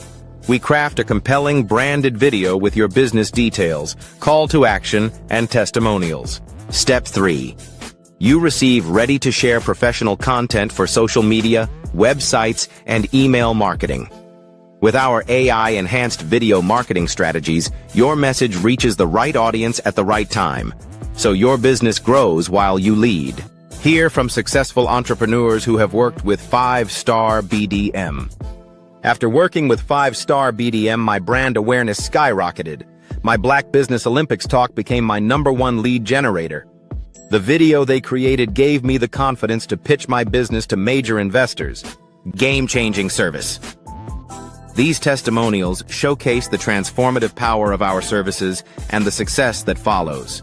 Your business is your legacy. Your story matters. Let's make it unforgettable.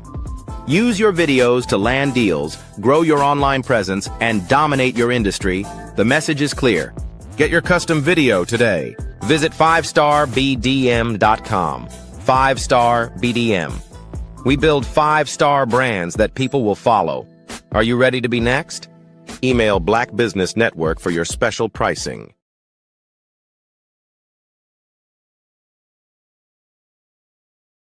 Sometimes you got to hear the news from the Black perspective, and more specifically, Black publishers. And that's exactly why you have to download the HeyTie app, the largest mobile app delivering breaking news, videos, and podcasts from 200 of your favorite Black publishers. Yes, 200 Black publishers delivering news as it happens, literally all in one app. Go to HAYTI.com or download the app in the Google Play Store or Apple App Store. It's completely free, along with information that you can trust, so go check them out.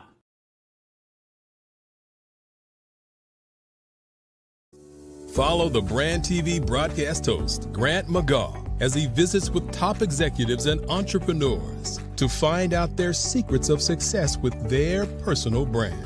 Follow the Brand TV broadcast host as he focuses on brand development to build better relationships, bring value to your business, relationships, and career. You will enjoy listening to each episode that is tailored to speak to you directly.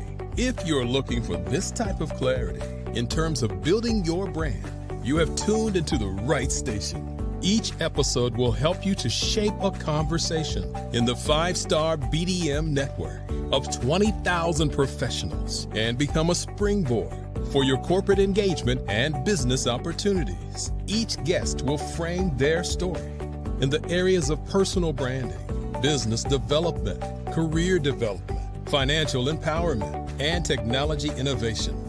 Grant McGaw explains why he is the CEO and owner of his own professional career. Grant is an accomplished business leader and entrepreneur who wants to give back to individuals to grow their personal brand strategy. Tune in as he weaves his story about new possibilities, while to you exceed expectations. If you love storytelling, this show will make for fun.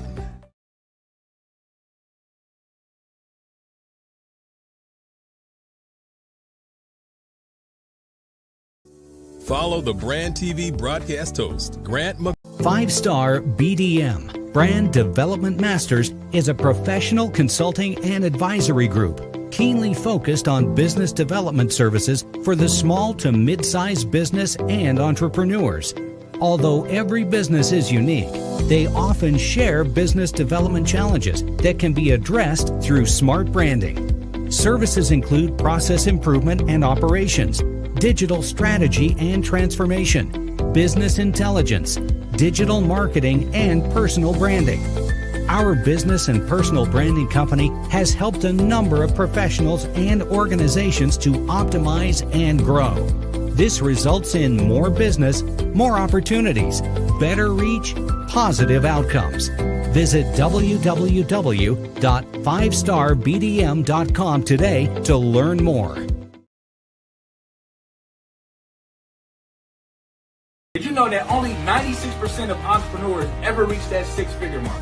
And only 2% ever reach 7 figures.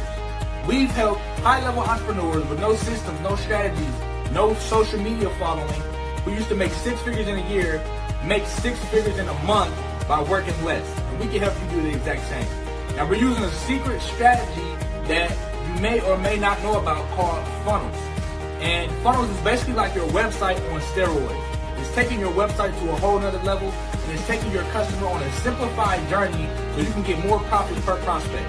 If you'd like to learn how this can be implemented into your business, schedule a free strategy session with myself or one of my team members at funnelfinessers.com, and we'll see if we're a good fit to work together and how we can accelerate your business growth and take you to that next figure mark. I'm JL the Genius, and for the action takers, I look forward to working with you.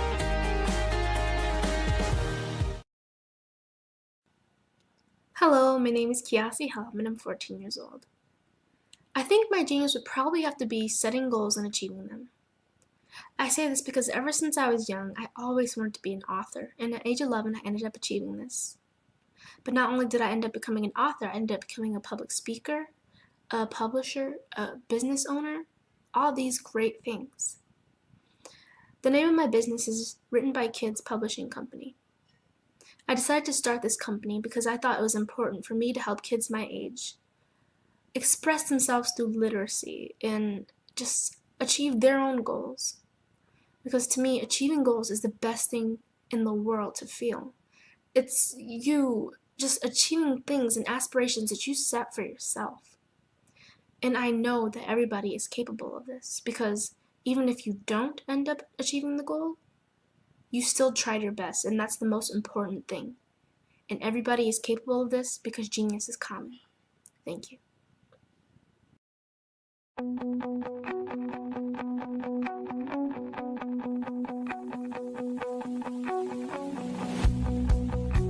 I am Black Business. From the moment I wake until the time I sleep. Yes, I am Black Business. I am Black Business. Tell me, are you Black Business? I am Black Business. Do you support Black businesses? Listen, I support Black business because I am Black Business. Black Business Expo, one of the largest business showcases in the history of Black business in the world. The world. Sign up today at www.blackbusinessexpousa.com or call 919-308-9090. I am Black Business.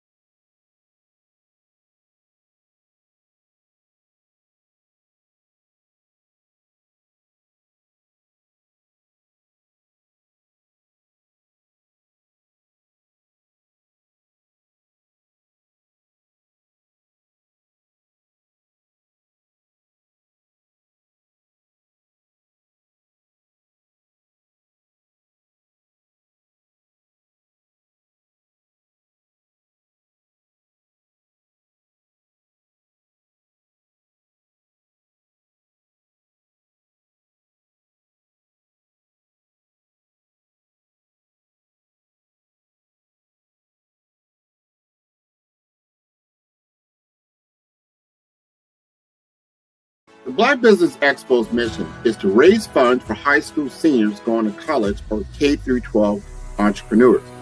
This expo is a fundraiser for students. Please, you may go to www.blackbusinessexpousa.com to donate to the scholarship fund or use the Cash App at $BBXUSA. Our goal is to give laptops and up to 10 students. Students can register online at www.blackbusinessexpousa.com. Hello, good afternoon. Dr. Wright, how are you? I am good. Good afternoon to you too as well. I know we've met before, and when I was listening to you, I think I couldn't take notes fast enough, but so I'm going to do a quick introduction, audience. This lady is a powerhouse for grants and helping small business. So I'd like to introduce to you Dr. Barbara Wright. Hello, I am Dr. Eric Kelly III, the visionary strategist and founder of the Black Business Olympics. I invite you to showcase your Black-owned businesses on the Black Business Network global stage. The Black Business Olympics is a global Black Business Network platform that propels Black-owned businesses into the international spotlight. By showcasing your business on the Black Business Olympics platform, you can reach a worldwide audience of potential customers, partners, and investors. You can also establish yourself as a thought leader, an expert in your field, attract lucrative partnerships, and more speaking engagements. In addition, the Black Business Olympics platform provides a valuable opportunity to connect and collaborate with like-minded entrepreneurs and business professionals from around the world. This can lead to new business opportunities, ideas, and relationships. The Black Business Network and Black Business Olympics are essential platforms for Black business owners. Good afternoon, ladies and gentlemen, and welcome to the Black Business Network. My name is Mary D. Welch, and I am your business moderator for the afternoon on the Black Business Network. The Black Business Network is a 24-hour business network showcasing Black businesses, business owners, entrepreneurs, and thought leaders worldwide. We have speakers from North Carolina, London, Singapore, Africa, Japan, and cities all over the United States. The Black Business Network is a global community sharing its business knowledge to empower, inspire, educate businesses about businesses. Today, ladies and gentlemen, we have our keynote speaker, Dr. Barbara Wright. Dr. Barbara Wright is a visionary founder of Certified Dream Builder Incorporated, widely known as the architect of dreams and funding maestro, with over 2 decades of experience in grant writing, educational training, and fund development. She has helped organizations secure more than $150 million in grants, contracts, and loans. A former business education instructor and program manager, she has developed award-winning tools like Budget Builder Pro, Grant Builder Pro, and the Canvas grant writing system. Holding a PhD in religious education and lifetime Missouri certification in business education, Dr. Wright empowers others not only through funding, but also through her motivational speaking and innovative mindset training. Welcome, Dr. Wright. Thank you so much. So glad to be here and good to see you again. Good to see you also. It definitely is. So tell me, I know we talk about grant funding. Isn't that hard to do? You know what? The app that I've developed is a game changer for anyone who is new to grant writing. So we are hoping that everyone who can download the free app, Grant Builder Pro, and you will find out just what I mean. You put in your information about your grant, and within seconds, after putting in your information, it may take you a half hour or so to put in your information, depending on where you are. Within seconds, you will have your grant executive summary. And if you upgrade to some of the in-app purchases, you will have a full grant or a list of grants that you can apply for. It works wonders. So I am not sure if she is still with us, but I'm going to go ahead and go into the session as if it is my time to provide you with some information that can help change your lives. That is our goal here, is to provide information internationally that can help change some lives.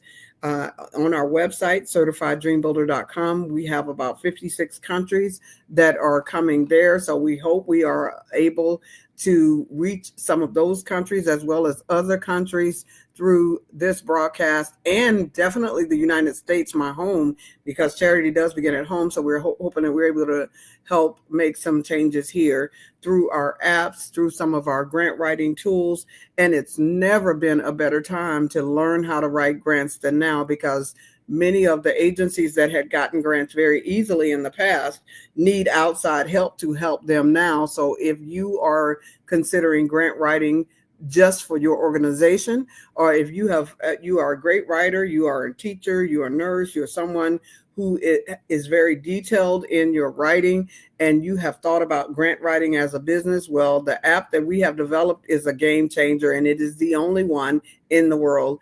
And it is called Grant Builder Pro, and it has a sister app called Budget Builder Pro, where it builds budgets for you in seconds. So if you are interested in either one of those, make sure that you check those out, because it will make life a lot easier for you. But today we are going to talk about our veteran support programs. We are going to talk about organizations who are interested in providing program and fund development programs to those who are veterans. And if you are providing any type of for-profit or non-profit programs, products, and services, the services that veteran needs probably include something that you're offering. Now, if we have any veterans listening today, I want to thank you for your service. And not only our veterans, but also our emergency responders, of which my son is one.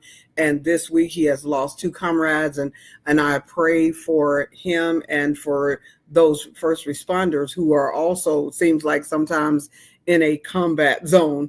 But definitely the show today is focused on our veterans and the support that they need. And as I said, for those of you who are businesses and nonprofits who are providing services, more than likely your service probably supports a veteran as well. So what do I mean when I say that? When I say that, there are some statistics that are included in our book that I'm using to present this today, entitled Program and Fund Development for Veterans Programs. And the slogan is Prepare Like a Pro, 7 finally made easy, exclusive tools and strategies for pre-grant writing success. Now, prior to me coming up with the app, you needed to spend those 25 hours with this book and really learn to do all of this. Now that you have the app, it's a lot easier, but you still need those 7 steps. You need the answers to those 7 steps in order to expedite your grant writing process.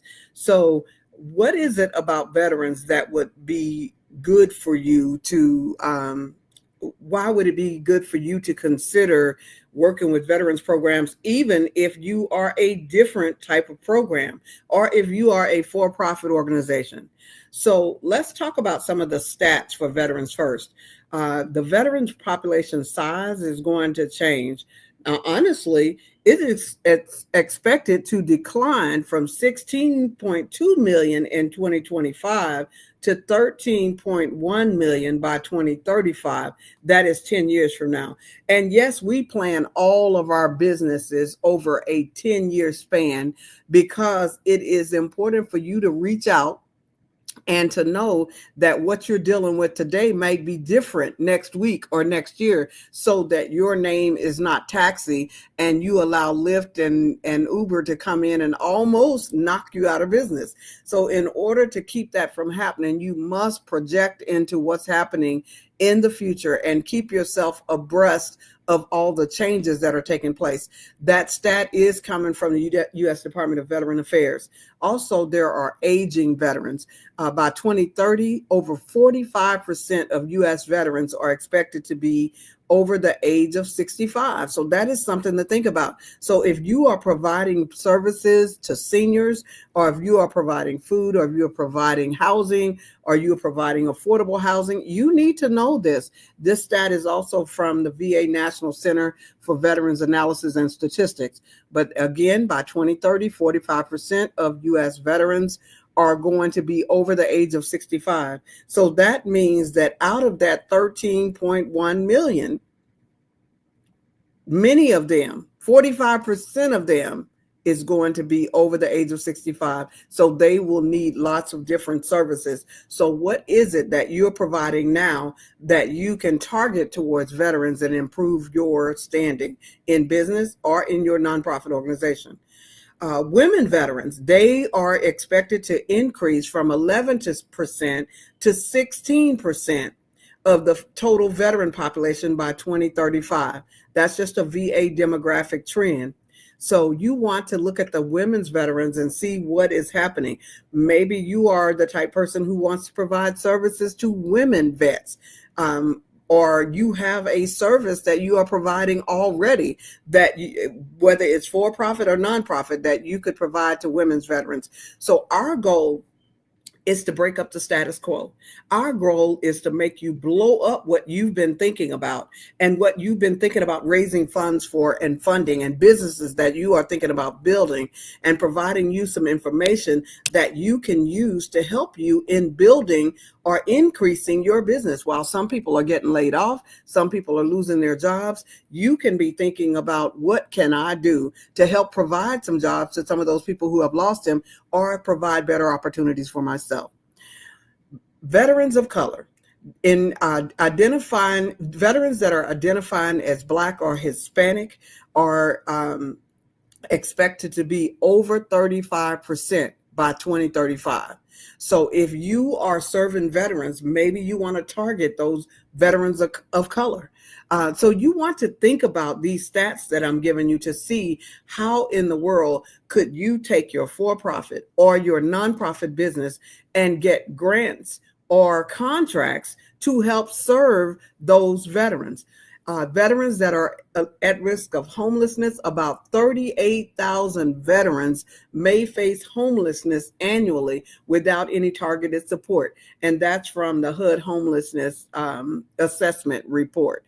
So many veterans are facing homelessness, and they're projecting about 38,000. So if you are providing affordable homes, or if you are building apartments, or you are doing something along those lines, maybe you're in a rural area, or you are in an area where veterans could have peace, because many of them have been affected by that post-traumatic stress syndrome, and some of them are disabled, and you have one-story tiny homes or facilities, or that is something that you are expecting to provide, and you have those other supportive services that veterans need, then this may be something that you could do, even if you're a for-profit. The majority of the grants that I have been able to get approved recently have been for for-profit organizations.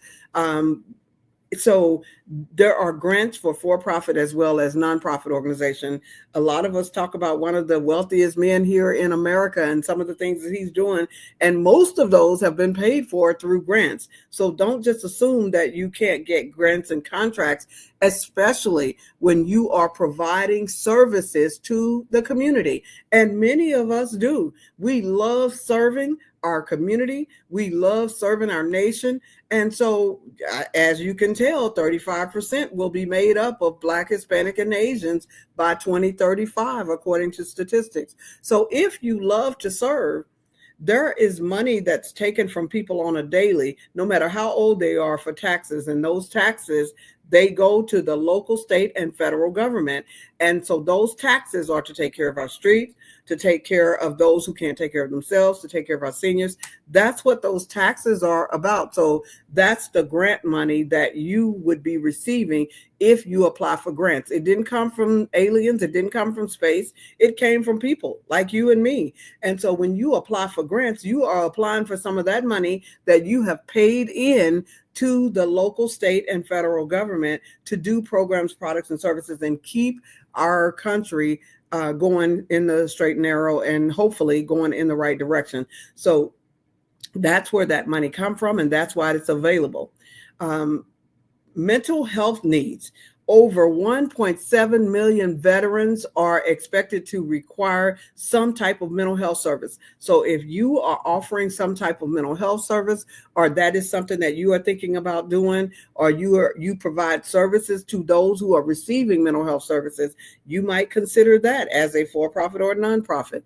Maybe disability prevalence. More than 30% of veterans will live with a service-related disability by 2030. That's 30%. So if you are an organization that provides wheelchairs, or you provide some type of app, like one of my clients recently just got a grant to help provide an app that will help with mental health services for nurses, for those who are in the healthcare spectrum. Her grant is to continue to develop that app.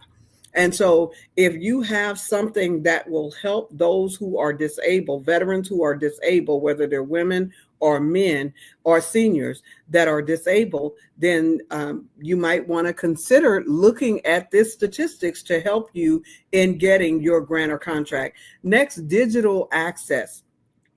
About 1 in 5 veterans do not have access to high-speed internet. So if you are a company that provides internet, or you provide phones, or you provide some type of internet to seniors, whether it be in the rural areas, whether it be in the urban areas, or where it's going to be in the new ex-urban areas, that is definitely going to be a place where there's going to be some needs. Because remember, we said by 2035, there will be 13.1 million veterans, and 1 in 5 of those don't have a good access to internet.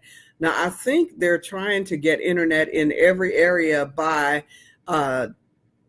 2030. I believe that by 2030, they're trying to do that. So by 2030, this should be taking place. But maybe that's something that you want to be a part of. So you want to look at that. Some of the other stats include employment training.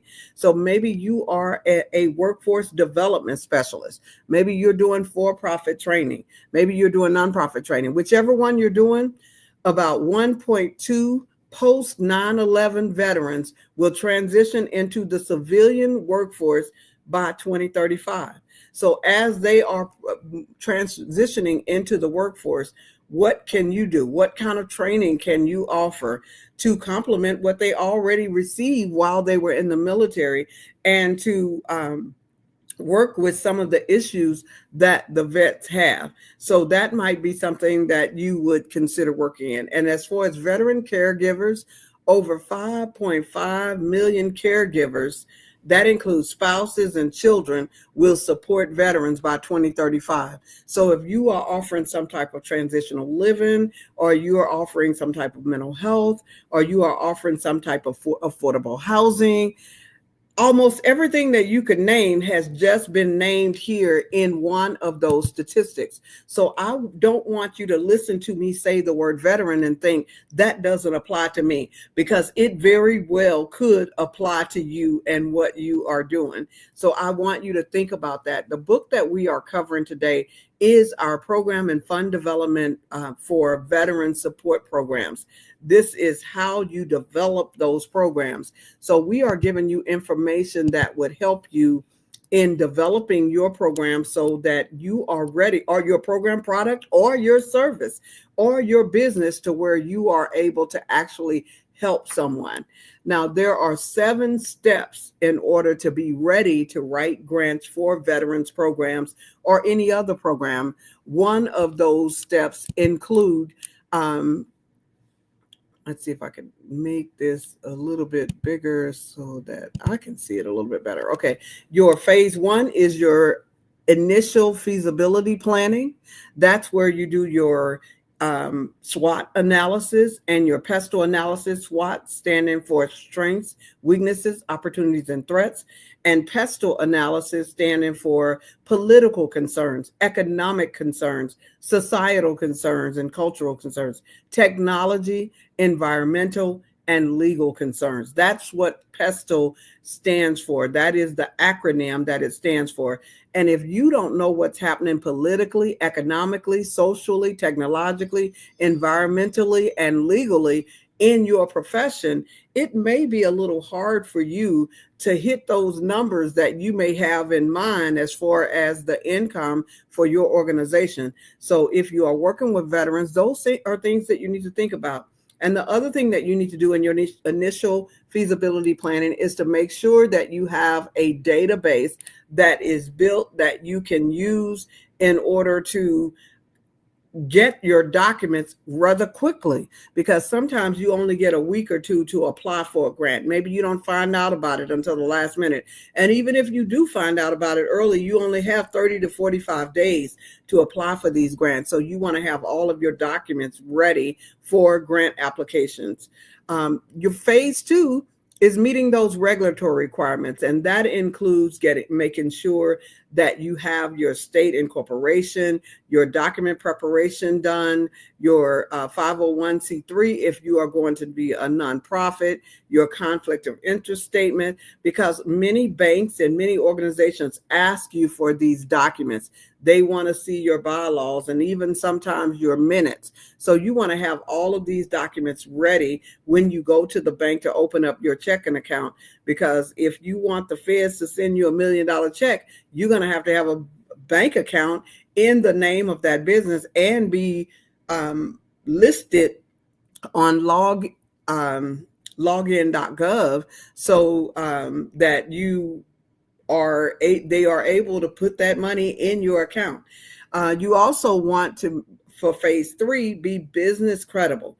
You want to be credible, which means that you have a banking account, you have credit readiness, and that you are establishing your credibility. You have your EIN number, not your EIN number, I'm sorry, you have your email address, and that you have an address that is credible. Your home address is considered credible, but many places, like some of those places where you just have a P.O. box, those are not considered credible. So you want to check all of that out before you jump and get started, and then realize the address that you just bought is not going to work for you.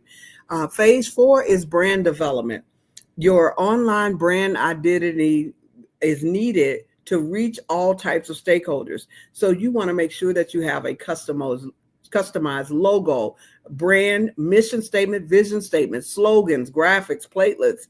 Those platelets are your colors that you are picking. You want your social media presence, which includes a space on LinkedIn, Facebook, Instagram, Twitter, whatever areas you feel will help you reach your audience. You need that social media presence.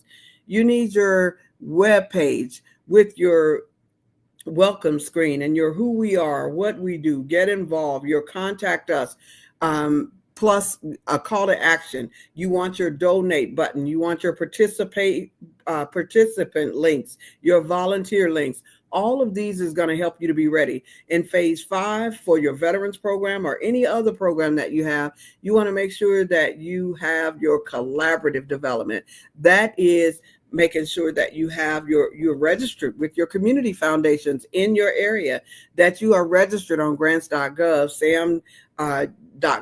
You obtain your DUNS number and your unique entity identifier. The DUNS number is not nearly as important as that unique entity identifier on login.gov. You also want to make sure you have your program logic model, your board members, your advisory board members, and there is a difference between board members and advisory board members, and you want to make sure that you have a training schedule for your board members so that they know that they come to you with 3 W's in mind: to bring you work, wisdom, or wealth. But it would be a blessing if you had someone that was able to bring all of those, but that usually that is not the case. But if they bring 1, 2, or 3 of those, then you're good. Because if your board members are not willing to do work, but they bring you wealth or wisdom, then they're just as valuable as the person who brings you work. If they are a person who brings wisdom of grants that are coming available and that kind of thing, then that would be the way to go. So your sustainability and finance development is also important. You need 3 different budgets. You need your fundraising sustainability budget, which is your 3-year projection, a 3 to 5 year projection as to what you want your budget to be, your scalable operating budget, and then your customized scalable budget. Now, I know this seems like a lot, but this is in what is about a 38-page book, and it is a PowerPoint. It's an ebook, so it's pretty easy to read, pretty easy to get through. You just kind of go through these things. And as I told you, now with the Budget Builder Pro, Grant Builder Pro app, it does a lot of these things automated for you, so you're not even having to do those. But I do say this checklist that I'm reading from right now, that I'm presenting to you right now, is something that you do need, because this checklist will help you know that you are doing the right thing in order to get yourself funded. And if it's a little trouble, you don't want to be like the monkeys. The monkeys can see a big pile of bananas over here, and they can see $1 million.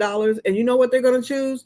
They're going to choose the bananas, because the bananas will fill their stomach and make them feel good right now. And they might not have any more bananas, but they got those bananas right now. But you, as a human, you don't want to choose the bananas, always the easy route out, way out of everything. You want to make sure that you choose that million. So yes, this is a little bit difficult, but if you are able to get up to $1 million, 10 million, 20 million, 100 million, $1 billion, because some of the people like Elon Musk and some of these people, they're getting billions of dollars from the federal government to do the different types of businesses that they're doing. You can get some of those funds too, even if you're not going after a billion. You just need 10,000, or you need 100,000, or you need $1 million. That money is available if you are doing something to help our country. So make sure that you keep that in mind. In this book, we also have pre-programmed research tools, and those pre-programmed research tools includes your vocabulary, because one thing you need to do if you're going to work with veterans programs, you need to know that vocabulary and the best practices. You need to know the statistics, and I read a lot of statistics for you when we started. I already talked about the SWOT and PESTLE analysis. Those are talked about in the book. And then that moves us to part 3, which is your program planning. In your program planning, you need to have your logic model, which is your inputs, your outputs, your outcome. Now, the Grant Builder Pro app does do all of this for you once you put in your basic information. But for those of you who are not trying to use an app from on iOS or Android, and you're trying to do this yourself, these are some of the things you need. You need a great timeline that says what you're going to do now. And part 4 in our book talks about the fundraising and budget sustainability tools. And I've already mentioned those, your operating budget, which tells how much you need to operate your organization for the year. And then you also need your fundraising budget, because that fundraising budget will help you in knowing what fundraisers you need in order to keep your organization going. You don't want to just go after grants. You also want to have fundraisers that's going to help you get to where you need to be. The next area talks about the clickable links. Those we have lots of clickable links in here to help you as far as in-kind donations, to help you find associations. And if you're not getting the book, you need to know what associations out there help support veterans programs, or if you're doing domestic violence, whatever program you're doing, you want to know that there are organizations out there to support you. And you don't have to reinvent the wheel on a lot of things. Some of the associations or the organizations out there that support veterans are like Lockheed Martin, Boeing, Amazon, JP Morgan Chase, Comcast, General Electric, Walmart. These are organizations that support veterans programs and are happy to do it. But you have not because you asked not. So you have to make sure that you're asking. As far as federal grants are concerned, some of the federal agencies that have supported grants is the VA.gov, Department of Labor, which is DOL.gov, the Small Business Administration, which is SBA.gov, the National Cemetery Administration, which is CIM.va.gov. They do burial and memorial benefits for eligible veterans. The U.S. Department of Defense, there's a long acronym for that one, so I'm just going to tell you to look up the U.S. Department of Defense, the U.S. Department of Housing and Urban Development. This is Dr. Barbara Wright, and I am the Certified Dream Builder. My website is certifieddreambuilder.com, and my genius is helping to connect people to the funding that they seek in order to help manifest millions for missions who are providing miracles to many. That is my slogan. I help manifest millions for those missions like you and others who are providing miracles to the many. And some of those funding will come from places like HUD, which is the U.S. Department of Housing and Urban Development, or HUD.gov, HUD.gov. So other places that you might be able to find funding for veterans programs is the U.S. Department of Education, and that's ed.gov, ed.gov. Department of Education provides educational supportive services. And let me make sure. Oh, she is here. Okay. I have my book a little larger so I could see it. Thank you so much for coming back. Thank you. You know what? I never left. I have been sitting here, and I'm not gonna exaggerate. I have 8 pages. Think about what I'm that's how fast I've been writing. And as much as you're giving all this information, I'm sitting here going, wow, it is you. I mean, you're covering. You're so thorough. You're so. But let me just ask the question. I'm just so excited. Okay. What if I have an idea? It's just an idea. Where would I start? Where you would start is the 5 W's. And the 5 W's is the who, what, when, where, and why. Get you a spiral notebook or typing paper or whatever you have in your house to write this down on. And you need at least a page or 2 for each one of those. And you want to write down as much as you can to answer those. Who are you? Who are you serving? What are you providing? When are you providing it? Where are you providing it? And why are you providing it? So you want to make sure that you are answering those 5 W's. That's the best place to start. I can tell you, we are excited about everything you've gone over with us today. I couldn't be more excited. How would someone get in touch with you? They can get in touch with me at certifieddreambuilder.com, certifieddreambuilder.com. And for those of you who say, I'm not going to remember that, if you can remember Dr. Barbara Wright, put my name in Google, AI, or wherever you want to put it, I guarantee you'll get the information you need. We'd like to thank you for being here today because genius is coming, and I'll see you on the other side. Thank you.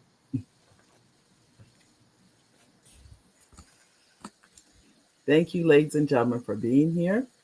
And as we said, genius is coming, and we will see you on the other side. You are a Black-owned business, and you're looking for new ways to expand your reach.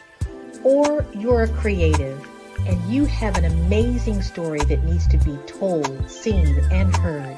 Well, at Fayview Night TV, we're streaming the diverse and authentic narratives of Black American culture. At Fayview Night TV, you have access to product placement, feedback loops, promotional spotlights, and other ways to showcase your brand. And we have fans all around the world that can't wait to see what you're up to. So come to Fayview Night TV because we are showcasing the culture 24/7 with Black stories and Black storytellers. Subscribe to FayviewNightTV.com today. And for more information, email us at info@FayviewNightTV.com or call our hotline at 816-819-9939. Fayview Night TV, one of the largest platforms showcasing Black American content in the world.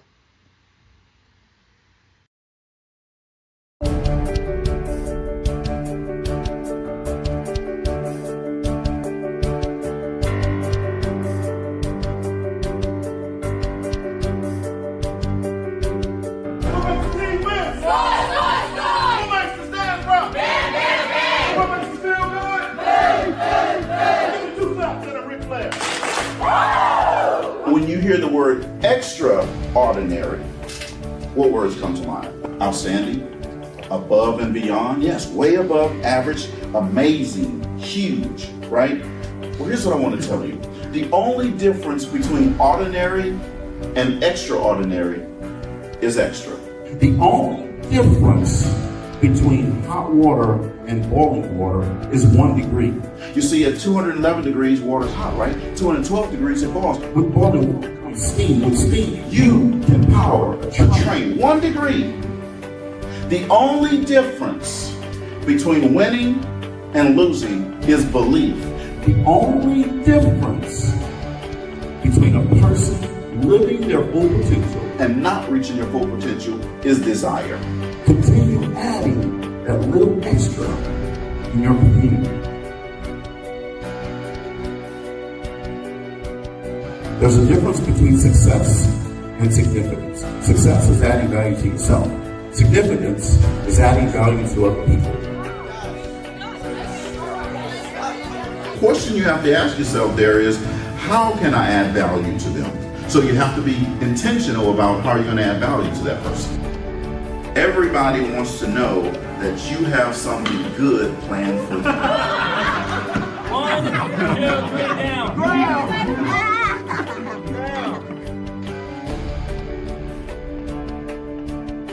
See, there were 2 guys that decided to take lunch. They were factory workers. And they sat down, and one guy reached in his lunch pail, and he pulled out a sandwich.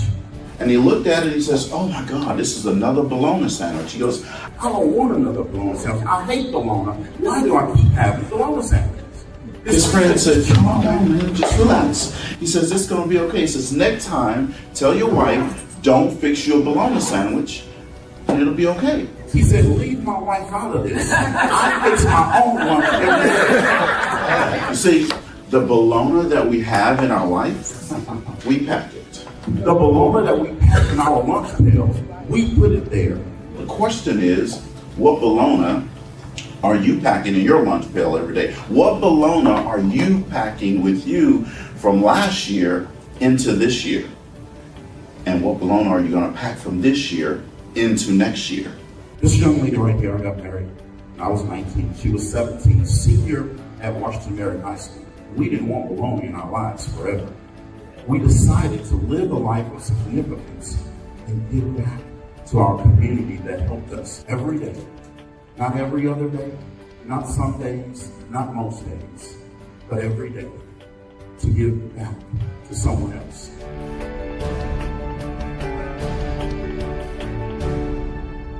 The harder you fall, the higher you bounce back.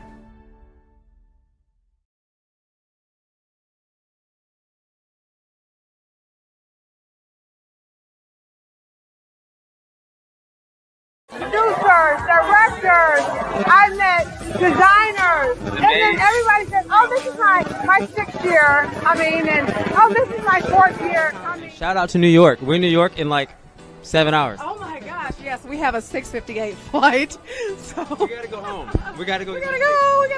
Let me tell you something, every single person that's come through the store has spoke so highly of you, and what a great event this is, yes. I'm representing DJ Darryl, who is a platinum producer.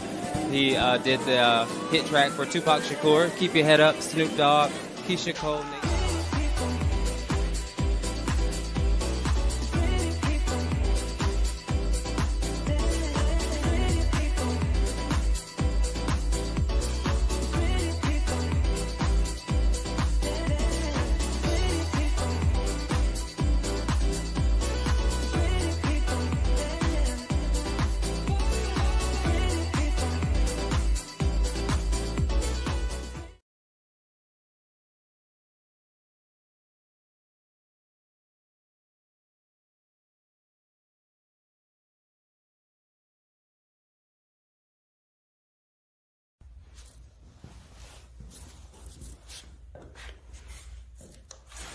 How you doing?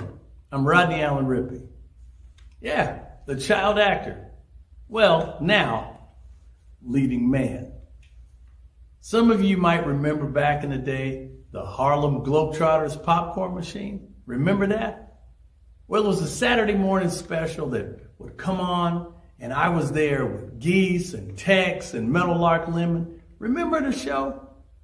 Well, I had a great time.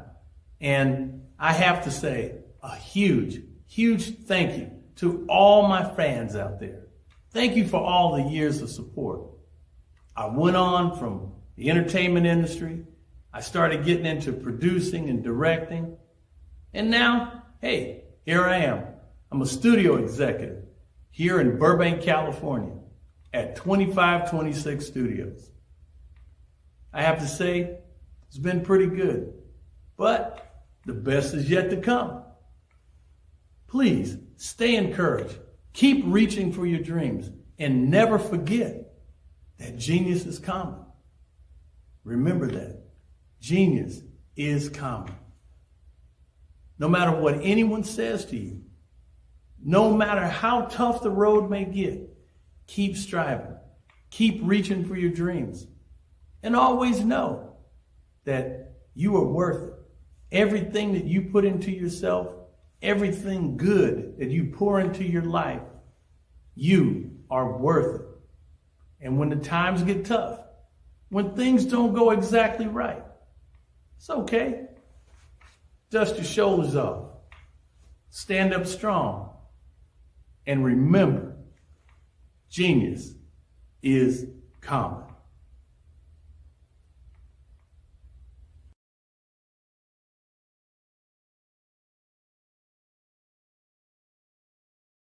Hey, welcome to Be the Victor Speaker Academy, where we do everything from video courses to our monthly membership. We got some personalized coaching if you're looking to start getting paid. I see a lot of you out there that are published authors or you're thought leaders and podcasters, but you're not getting paid to speak. This Be the Victor Speaker Academy is all about you. It's to help you monetize your expertise, start getting paid from school districts, colleges, and other event planners that are out there looking for your expertise. So stick around with us, watch the videos, download the downloadable documents, and check out what we got next in store for you.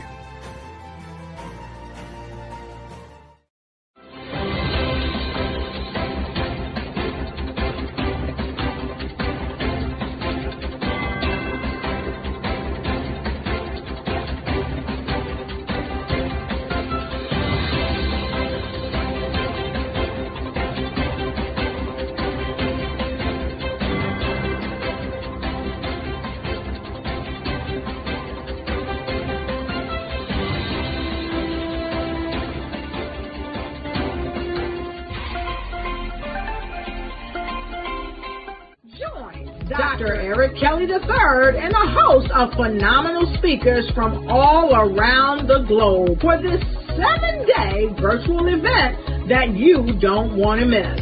The mission of the Black Business Expo is to raise scholarship money from kids all the way from high school, all the way from college. The Black Business Olympics is one of the largest Black business showcases in the world. It is an opportunity for businesses and companies to showcase their businesses globally. We are going to be giving away laptops up to $5,000 away to students.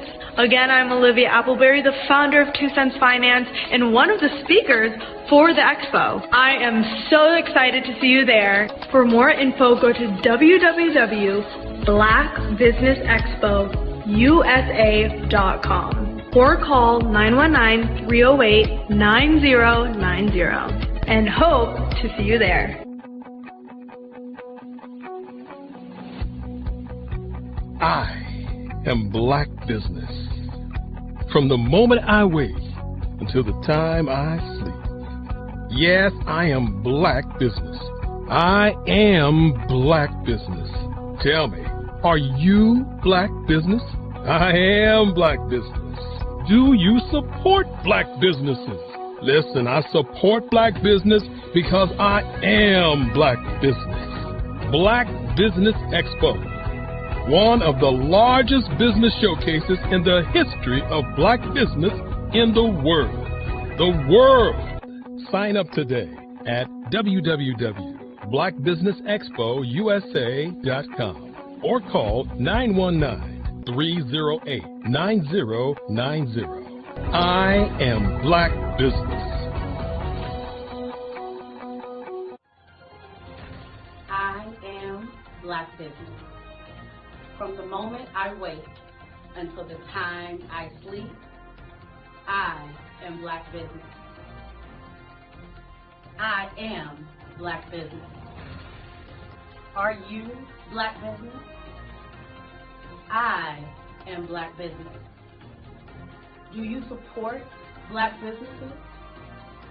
I support Black business because I am Black business. Black Business Expo, one of the largest business showcases in the history of Black America in North Carolina. Join Dr. Eric Kelly III and a host of phenomenal speakers from all around the globe for this 7-day virtual event that you don't want to miss. The mission of the Black Business Expo is to raise scholarship money from kids all the way from high school all the way from college. The Black Business Olympics is one of the largest Black business showcases in the world. It is an opportunity for businesses and companies to showcase their businesses globally. We are going to be giving away laptops up to $5,000 away to students.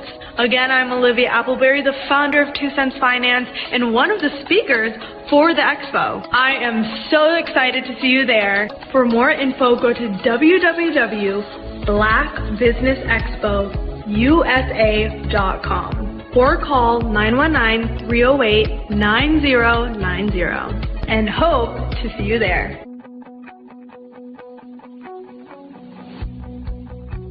I am Black business. From the moment I wake,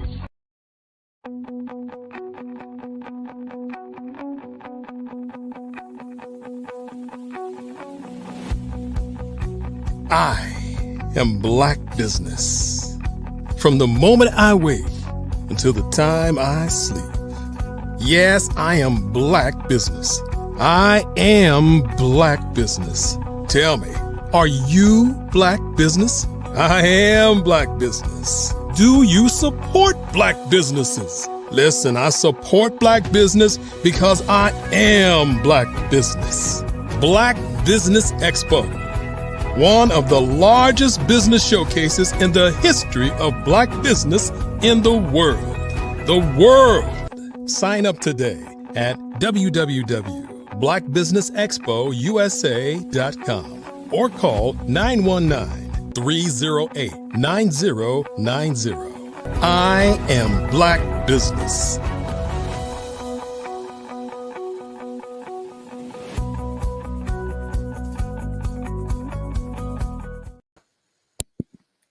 Good afternoon, business owners, entrepreneurs, corporations. Welcome to the Black Business Network. My name is Mary D. Welch, and I am your moderator for this afternoon of the Black Business Network. The Black Business Network is a 24-hour business network showcasing Black businesses, business owners, entrepreneurs, and thought leaders worldwide. We have speakers from North Carolina, London, Singapore, Africa, Japan, and cities all over the United States. The Black Business Network is a global community sharing the business knowledge to empower, inspire, and educate businesses about business.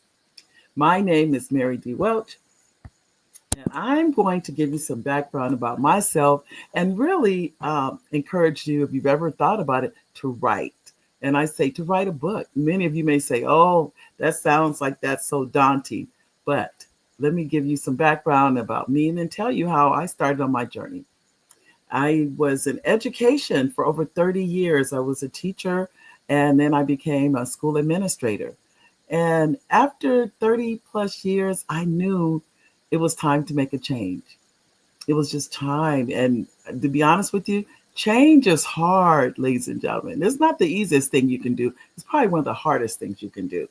And so when I went to my supervisor on my job and I let her know that I was going to be making the change, I was going to be doing something different, I'll be retiring, she tried to talk me out of it.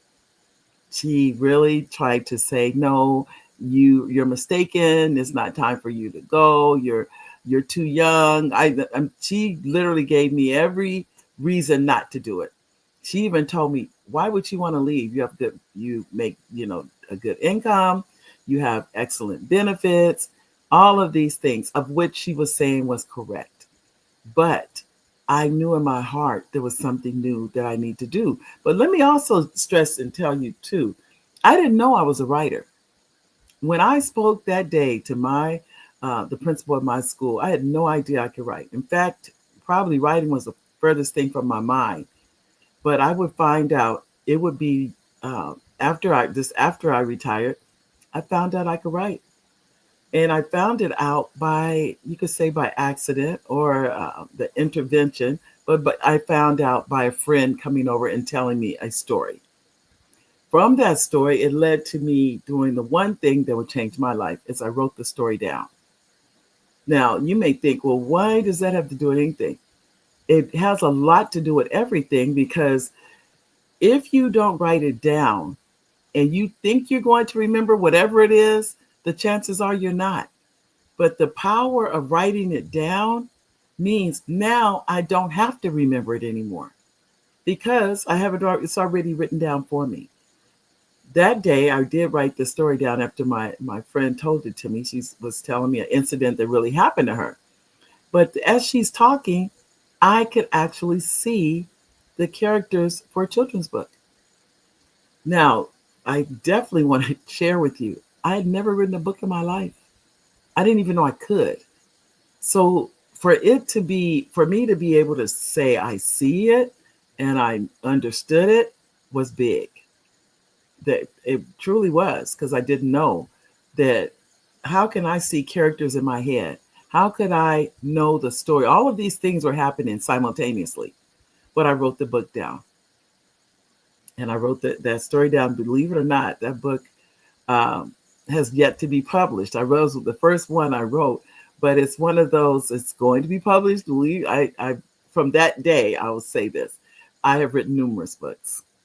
That was the first, that was the way when I went through the door of writing, that was my introduction, because the very next day, I read the story to one of my grandchildren, and one of my granddaughters was laughing at the story. And I'm sitting here and I told her, I said, I wrote it after she's finished. And she turns to me, she was 9 at the time, and she said, Nana, can you write a story about me? And I don't know if any of you are grandparents, but when we're grandparents, do we ever tell our grandkids, our grandbabies no? The chances are no, but then I didn't tell her no. I said to her yes, but it was a slow yes. I said, yeah, I can write a story about you. Now, remember, I don't even know where I got that story from. So I'm saying that to you, ladies and gentlemen, stories are in the air. They're in the air we breathe. They're right there. So out of that one story, think about what just happened. I wrote one story. And now I cannot even count the books that I've written. There are too many to count. And I say that because all it took was finding out I could write. And it tapped into something in me that now, if you, those of you go on Amazon and you put in Mary D. Welch, you'll see pages. And I have a new book coming out this year. The books you'll see are currently, let's see, Peyton the Pink Well with the Yellow Tail. You'll see Bradley Can't Find His Pants in Spanish and English. You see Justin Lost a Tooth. Those books are right there. Not to mention Stuck in the Elevator, Have You Seen a Red Elephant? And even more are coming. And each of the books has their own, they're all original stories. No, you'll never find those stories anywhere else. And it's so interesting to me about this. None of my titles will you find anywhere either. Think about that. So it's not just a story, the title also, because as many of you, or you may or may not be aware, you cannot copyright a title. The content can be copywritten, but not the title. And that's why you'll find books with the same title. I mean, numerous books have the same title. But from that book, I did write another book called Saying No Nicely. And that book was my first adult, quote unquote, for adults. And it talks about setting boundaries with people. And some of it is setting boundaries with yourself on what you will and will not accept. So one thing, think, like I said, that one day has literally changed my life. I've been writing ever since. And it's we're just recently traveling, and I was telling my husband on that trip, I think I wrote 2 books. Everything it's based on, I am an inspirational writer, meaning I write by inspiration. Something has to inspire me to write. I don't just sit down and write. Some people do. I'm not one of those people. Something clicks, something I saw, or something I hear. It could even be something I smell. One of those senses, something, and it'll click into, oh, that's a book. That's a children. Normally it's children's books that come to me. I have another book that I'm writing that's very, it's for adults too, but that I don't talk about that one because it's still in the infancy stages. But the books I write for children, they come based on something. I can tell you, without a doubt, it's always something I heard, I saw, I smelled, I heard, it's just something, one of those senses. And it's amazing. And it clicks. For me, it starts first with a title. Once I have a title, that's how I just earlier today, to be honest with you, I wrote down 2 titles. In fact, I'll read to the title. And all I said was, this was not earth shattering, by the way. It was 2 titles. One is about the moon. I was just thinking about a full moon and what that means. And so I just wrote and just said, that's all I have right now. It's about the moon. That's all it is. And what was the second title? About ice skating. Now, keep in mind, just so you know, I do not ice skate. I do not skate at all. I feel at this point in time in my life, I can't afford to fall. That's why I don't worry about skating, because I don't want to hit that ground and hurt something. And then next thing you know, I know people, and as you get older, and I don't want to be laid up. I don't have time for that. So I don't do things that may or may not put me where I may have problems. But I did. But those 2 titles, they just came to me. And sometimes they don't, there's no rhyme or reason to that either, by the way. I don't want to sound like there is, because even the book, Have You Seen the Red Elephant? That came from me saying the words, have you seen the red elephant? That's all it was. I said the words, have you seen the red elephant? And from that, wrote an entire book. That's it. I know it, and it may sound like very elementary, but it really is. All I can say is just take it one step at a time. Every single one of us has stories. There's not one person that doesn't have a story. And you may say, oh, I don't know how to write it. I don't know how to put it into, or this is what I hear. My spelling's not good. That's not an issue. That's not an issue, by the way. That's why we have editors. You don't have to worry about that. The key, ladies and gentlemen, is it a story? That's the key. There is no other key. Is it a story? And the reason you know it's a story, does it have 3 elements?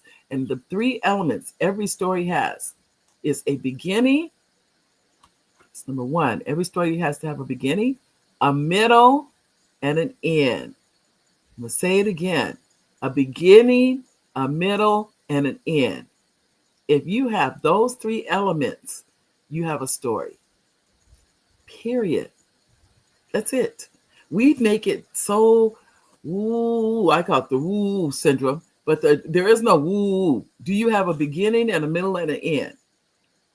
That's it. If you have those 3 elements, you have a story. Now, I don't want to tell you it's a good story or a bad story or anything. I don't want to say that because I don't know. But I do know that you must have those 3 elements.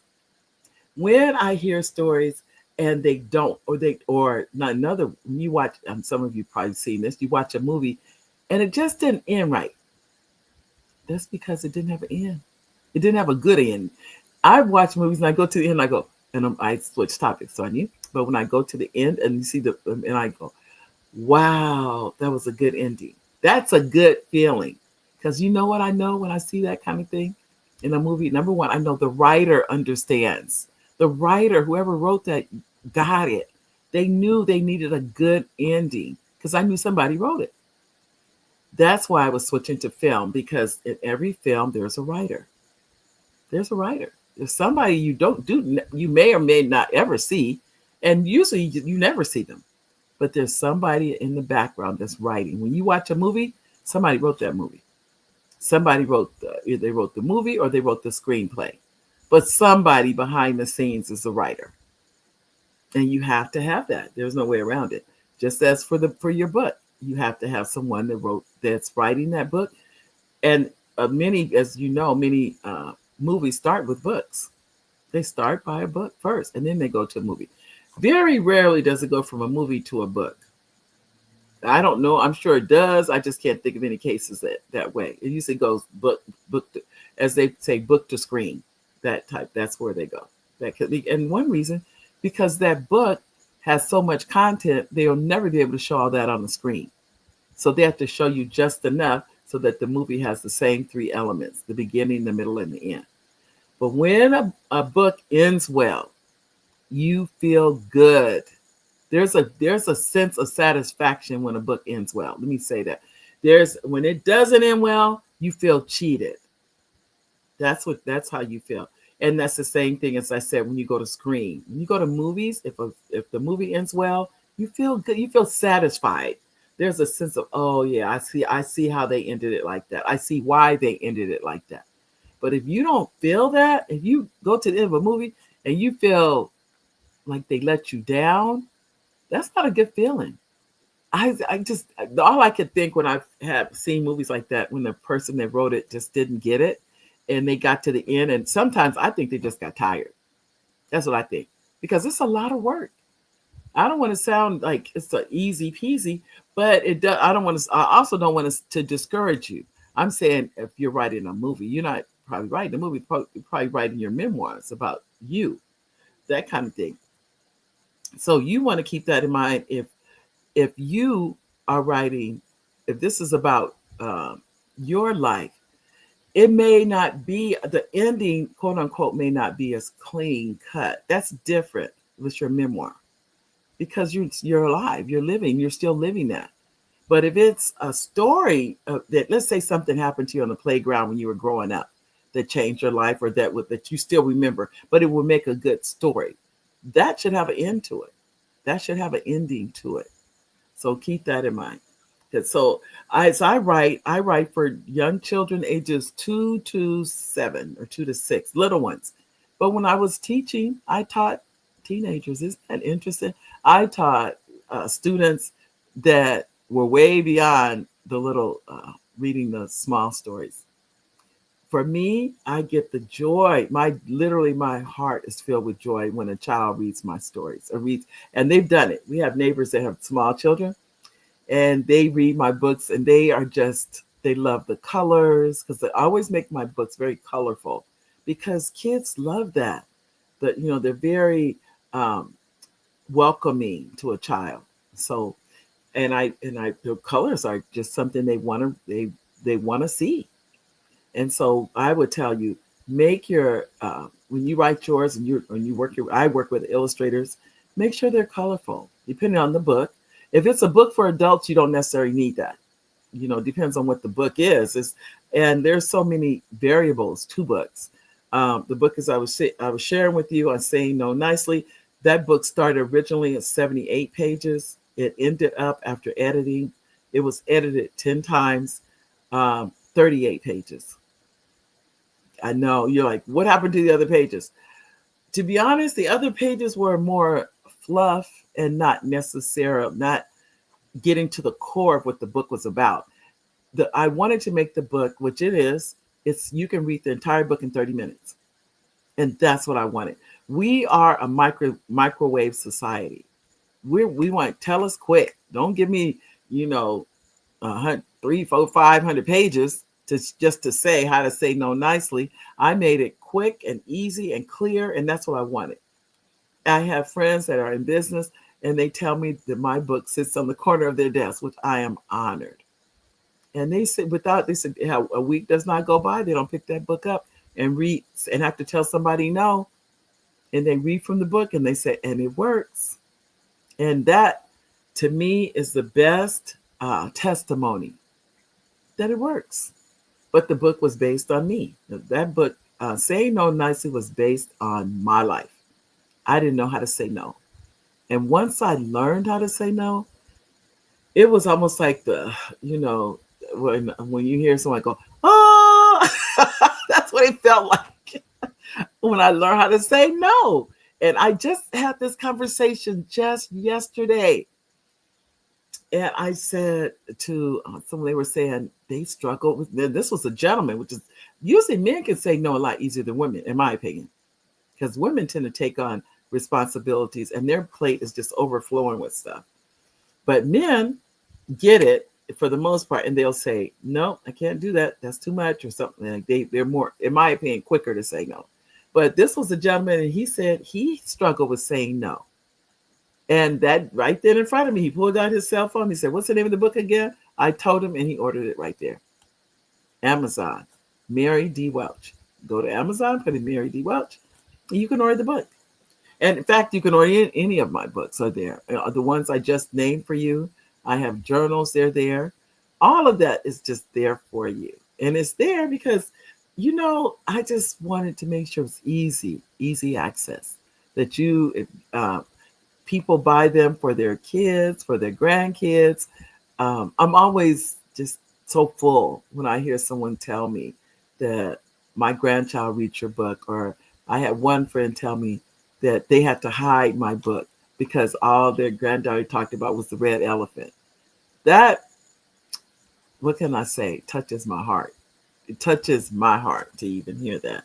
So I would encourage you, if you have ever thought about writing anything, whether it be a book, whether it be, maybe somebody may have a play you've considered, but you just, who would want to, don't get into that aspect. Number one, write it down. And I can tell you, I'm going to show you what I write almost everything down in, because even though we use our phones, I'm still old school. So I still do this. Even to this day, I just want you to know, it's right in front of me. I want you to see it's a regular, this is what I write. And just a little notebook, nothing special. And I say that, you'll see in here, I have notes and notes and notes. Look at that. Pages of notes on different things I'm working on. But what I love about it, I can always come back and work on it. So I have notebook, and usually I date them. They'll say, like, it'll on the outside. I didn't put that on this one yet. But this one's not full yet. It'll say July 2025. That's when I was working on these things. So I know if I want to come back to it. Now, I do transfer some things to my Google Docs page. I have a Google Docs page, and I have a Google Keep, and I keep ideas there. The key is not necessarily, I mean, it definitely is writing it down, but being able to get back to those ideas and work on them. As I said that about, the moon. Well, not the moon. My newest book comes out, I think it's September of this year. It's called When I Was on the Moon.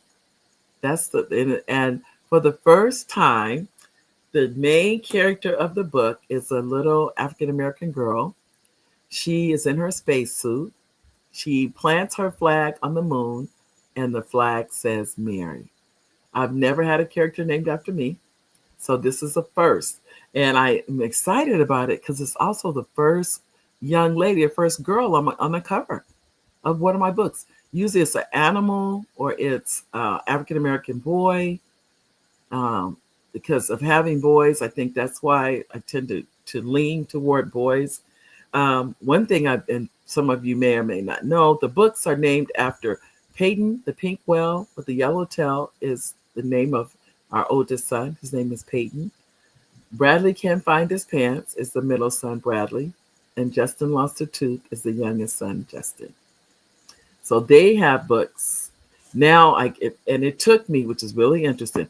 I wrote Peyton's book, and it would be about a year later, maybe 2, when I wrote Justin's book.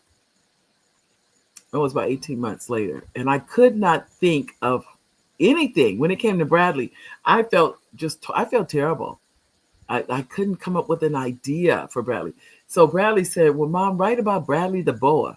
I said, I can't write about that. And he's like, why? I said, because I don't like snakes. So I can't write about something I don't like. There's nothing about that gives me good vibes that I want to write about. So it took a while. It took a while to come up with Bradley Can't Find His Pants. But when I did write it and I called him and read it to him, he's like, Mom, I really like it. I said, do you? He goes, yeah. I have never decided if he really likes the book or likes the fact that his name is on the cover of the book.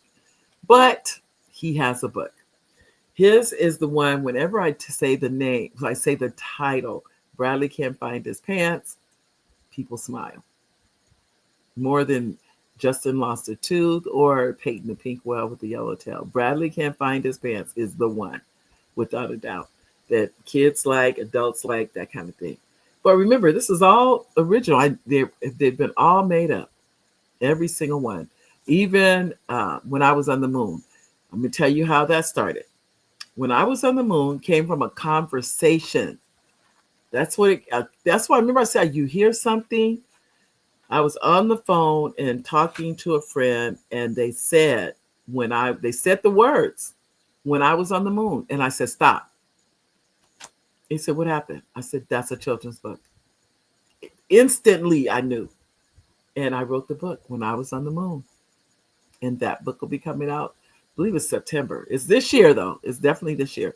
Then I have another book coming out before Christmas. So I have 2 coming out this year, which is a lot in 1 year. Because it takes about a year to 18 months per book. Almost 2 years per book to get them out. So it takes a minute. And then it just depends, because I have other books that are not out yet. I haven't introduced them to you yet, but they'll be coming out soon. So I have books that you will get a chance to. You'll be like, where is this lady getting these books from? I have a notebook, ladies and gentlemen, that has tons of books. I've written the books. The books are written. I just haven't published them. And not because I don't want to, because every single book, I have to hire an illustrator. I have different illustrators. So sometimes, at one time, I had 2 illustrators. Now I basically have the same one because I like the way their rendition of my stories. And so I've been sticking with the one illustrator. Now I'm going back. I'm making all my books the same exact size. So they're all the same size. They'll fit into your children's library. And they look. It reminds me of those of you familiar with Berenstain Bears books. Or Dr. Seuss books. They look like those books. So my children's books tend to rhyme. I'm trying to think of any of my books that do. I think they all rhyme, to be honest with you. I think all my children's books rhymes because the rhyme from Dr. Seuss, all the years of reading to my children, is still in me. It's still in me. That rhyme, because we like that cadence, that when one sentence has that rhyme and it hits that next sentence. And I will tell you though, it takes time to make the rhyme. I mean, even though I did not mean to rhyme just then, but it does, because you want it has to hit. And not only does it have to hit, it has to hit correctly. So there's more to it than just, it has to hit. It has to make sense with what you're writing. And that rhyme has to hit. So I would tell you, anyone who is interested, I'm going to give you my contact information. You can send me an email. My email is mary@marydwelch.com, mary@marydwelch.com. If you're interested in writing a book, because I literally talk to people daily almost that they even said there are 1 or 2 people. They want to write a book and they don't know where to start, or they've written the book and they don't know how to publish it. And I say that you want to contact me because I have a publishing company, and the title is Front Page Publishing. Front Page Publishing is an LLC. Why does that matter? It matters because having the publishing company, I've been able to teach people to write their books.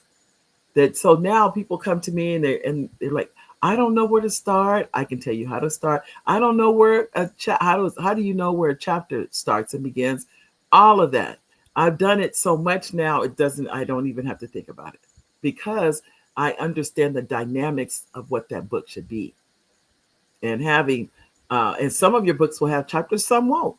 On the books that I write, there's no chapters on them, but on the book there are chapters on saying no nicely. That book has chapters, because the difference is that book is for adults and I'm breaking down. Let's say you want to learn how to say no to your parents, or you want to know how to saying no nicely to your kids. It's all in there. How do you say no nicely to your boss? All in there. All of that's right there in that book. It's really because we don't even, well, we do. We do understand why the power of saying no. That's why we say yes. We're afraid of hurting that relationship. We're afraid we're going to hurt someone's feelings. We're just afraid. And I'm saying that because that used to be me. I'm a lot quicker with saying no now, but not in the word no, in how I say it. But now I had to learn to say it. And when you say it, understand it's not a bad thing. If you understand that saying no is a good thing, it'll change everything. Let me say that.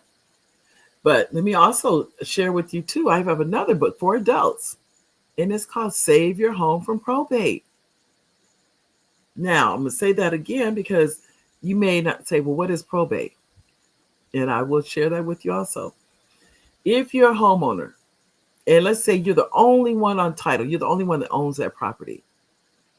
When you pass away, now remember, passing away is not a question mark. It's not a when. It's not an if. It's a when.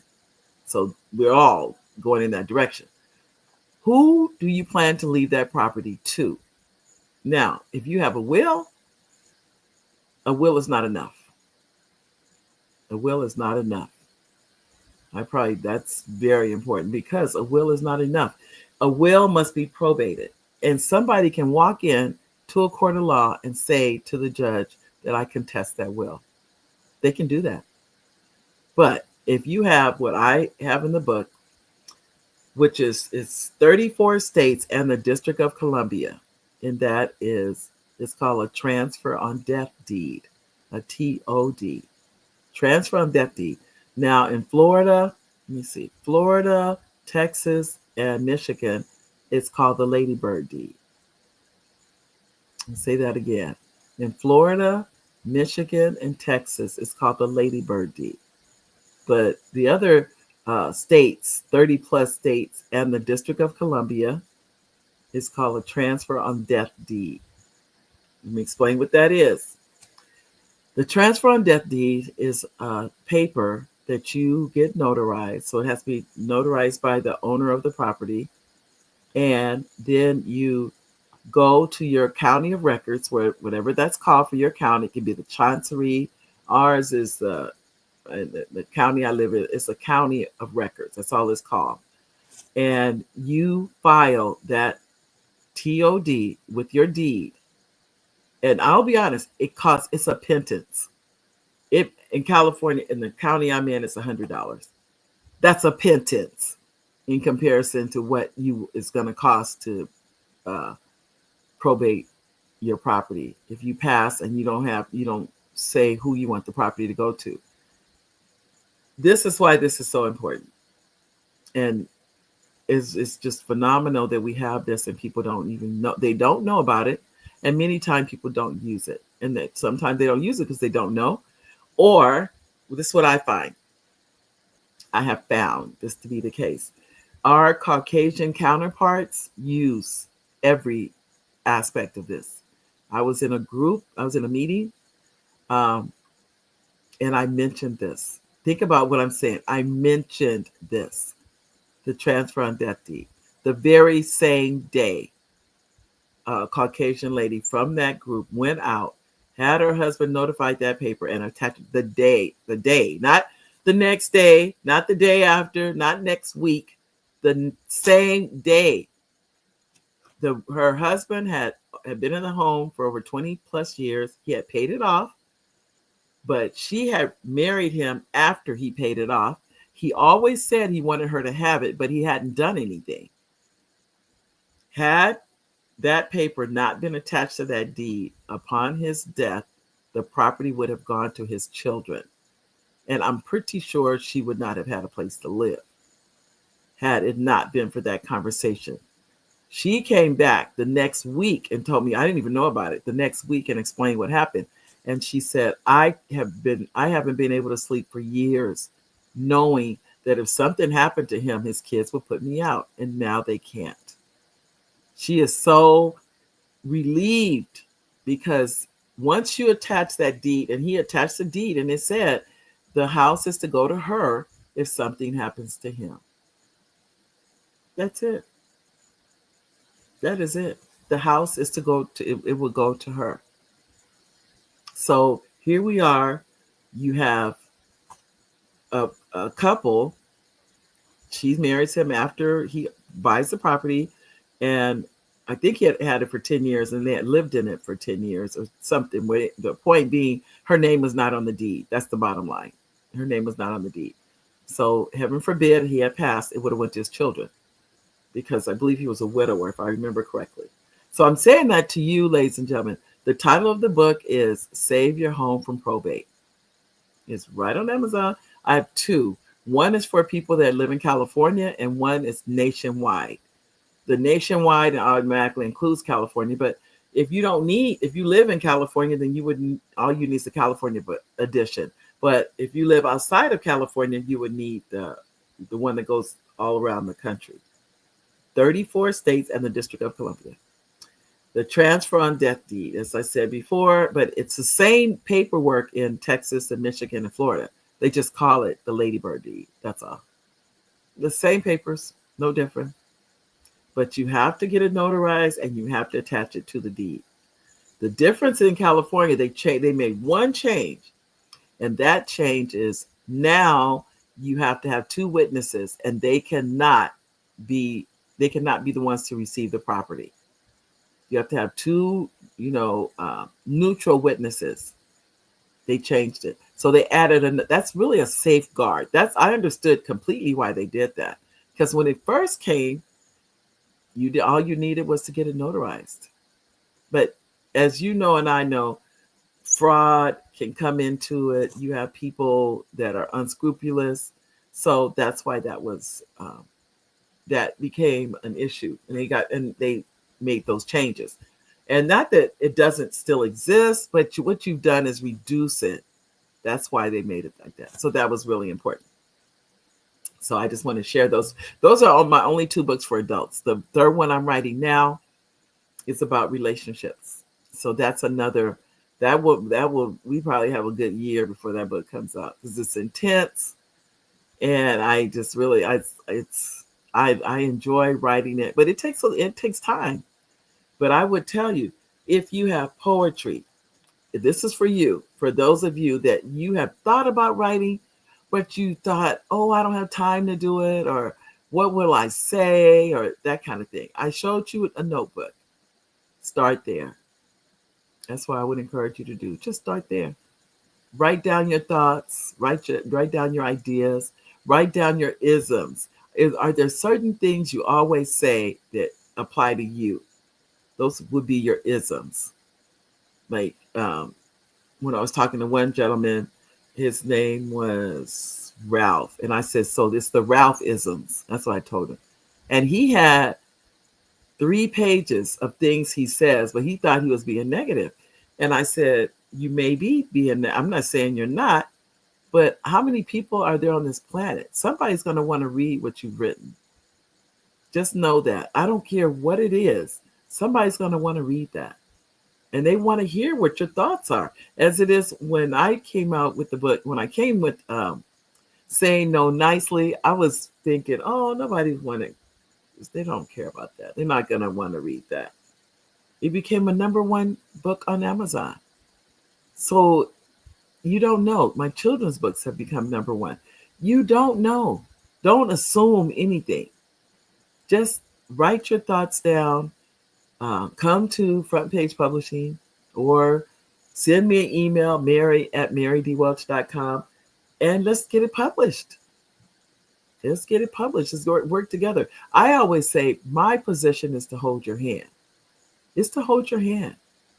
Because some people don't publish because they don't want to hear anything negative. Let me tell you what that means to me. Nothing. Anyone that would take the time to say something negative, and they have said it. Let me just clarify that. I always think, how sad that you have time in your life. Think about what that really means. You have your life is so boring. You have time to criticize me, but you don't have a book. But they do. They will come on there and say negative things. And you know what I think about? I call that fuel. That's what I call it. That's how I said, oh, they're giving you fuel. That's what that is. They're giving you their energy, like whether they admit it or not. Because I've taken time in their head. I've taken time out of their life. Let's be honest. To find something to say about me, I'm that important to you that you would take time out of your life. Wow. That's impressive. I must be some kind of writer to do that. That's why I call it fuel. I know a friend of mine said, Mary, why do you call it? I call it that because it fascinates me that people would be so negative against something that I made up in my head for the most part, depending on what it is. No, I'll be honest. Saying no nicely wasn't made up. The skills you have in that book, when I teach you how to say no nicely, that's not made up. Those are ones I use, I still use, I have used, and they work. I just put it in a book. That's the only difference. I put it in a book. What I love about it being in a book, my family will always have that. They will always see, for generations. Think about this. All of the children's books, and my goal is to publish them all. And it's quite a few, actually. That's why I'm just like, okay, I better speed the process up. I can't do 1 or 2 a year. I really would have to publish them all. I probably have to do at least 4 a year. 4 a year for the next 5 years would probably be about right. So every quarter I'll be publishing a book. Yep. But you know what? I got to do it if I want to see the books published. But I'm still writing books too. It hasn't stopped. The writing hasn't stopped.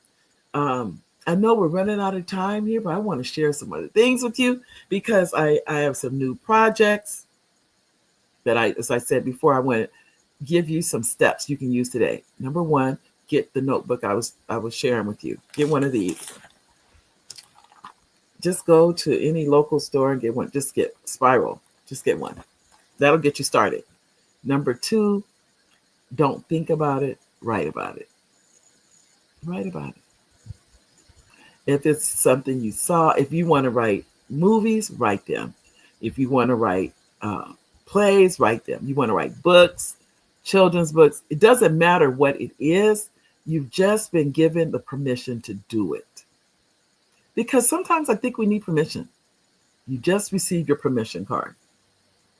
You're now, do it. Do it. This is your legacy when you write. For generations, my family will see my writings. I'm so happy for that. For generations. So when I'm, as they say, dead and gone, they'll still be there. I doubt that Amazon's going anywhere. They'll still be there. So that's what your legacy. Tell those stories that are inside of you, the things that your grandparents told you, that maybe or aunt, or uncle, your mom or dad. Those are stories. Tell them. Write them. I'm writing one now. It's about how my dad would come in. It would be late at night, and he always brought food from my mother. And how that was so precious, the time we spent together during that time. It was just the 3 of us. And I would sit there thinking, these are the 2 people that made me. Think about that. And that's now, well, I'm not saying it's rare, but it's not something you get every day. Not anymore. So I think about that. And I'm writing about those little things that happened in my life as a child. Those are stories. Those are children's books. And I'm writing them. So don't forget, contact me, Mary at marydwelch.com, Mary at marydwelch.com. I'm going to give you a number you can call also, and that's area code 619 669 8603. If you'd like to reach me, you can call that number also, area code 619 669 8603. And you can call and leave a message right there. If you're interested in writing a book, if you're interested in publishing a book, you don't know where to start with the book, even if you're interested in ghostwriting. I'm also a ghostwriter. And some of you may say, well, what is that? What is a ghostwriter? That's a person that they'll write the book, but you get the credit. I sign it. I will agree to turn everything over to you. I keep nothing, but you get the credit. So that gives you another way, because you're giving me the idea. I don't come with the idea. You give it to me, and then I write. I've written children's books like that. Now you wouldn't know because my name is not on it, but there's quite a few books. But I work things out with it when they want. What is it that you want? And then I can make that happen and turn that into a book. It can be an idea. It could be on a subject. If it's a subject, then I need to research and make it into a book. I've done that. It's so many different ways, because I've had people say, I don't have time to do that, Mary. I'd rather just pay you to do it. And that does happen too. I'm like, okay, we can do that. So it just depends. But you have to tell me what your want or need is. I have no idea what that is. And then we can work through that. Don't forget, I'm going to give the how to contact me again, because I know we're going to have to, I have to unfortunately leave, because I've enjoyed talking to all of you. And my contact information again, my email, Mary, Mary, at Mary D, the letter D, then Welch, WELCH.com. Mary at marydwelch.com. And it's a CH, not a SH. People think it's SH. Or you can call me at area code 619-669-8603. Area code 619-669-8603. Either one of those. But I like to first congratulate anyone on here who has ever written anything down, because that's the hard part. That's the hard part. That's where you start. It's not the hard part. It really is just where you start. As I told you or shared with you at the very beginning, I wrote down a story. And to be honest, it wasn't even my story. It was someone else. She was telling me a story. It wasn't even like I had to make that story up. Think about what happened that day. I didn't make that story up. She told me the story, but she didn't write the story down. So as she's telling me the story could have disappeared forever had I not written it down. And that book will be coming out pretty soon. I wrote the book and just didn't publish it. Went on and published. And some of you may know another book I have, it's on Amazon. There's a Rocket in My Pocket. That was the very first book I published. My son asked me not to publish it. And I said, son, I'm publishing my book. It stayed #1 on Amazon for 2 weeks. Think about what I'm saying. This isn't something that was it wasn't intentional. It wasn't that, but I did what other people did not do. I wrote it down. That's the key. If there's a key in everything I'm saying to you today, write it down, because I can't edit what's in your head. I'm going to tell you this quick story. I was at a career fair about a couple years ago, and this gentleman, he was a substitute in the class I was in. So when I finished talking to the students and I shared with them about writing, and Of course, they Googled me instantly. So they were like, oh my goodness, look at all these books she has. And so at the end of the class, the substitute teacher comes over to me. He goes, I have thousands of stories running around in my head. I have so many stories. And he's just telling me all this. And I just looked at him. I said, and how many have you written down? He said, I haven't written any down. I said, sir. And I did a pause because I didn't want to hurt his feelings, but I wanted to stress to him how important this was. I said, you don't have any stories, sir. He goes, what do you mean I don't have any stories? I said, can I edit it? Can I even read it? And he got quiet. No. I can't even, let's forget about editing. I can't read anything in your head. So if it's not something I can read, you don't have a story. Not really. So those of you that say to me, and I've heard this a ton of times, if you only knew the stories I have, I just think, you're right, I'm not gonna know because it's not written down. I need, when I'm editing, I need to have the story written down.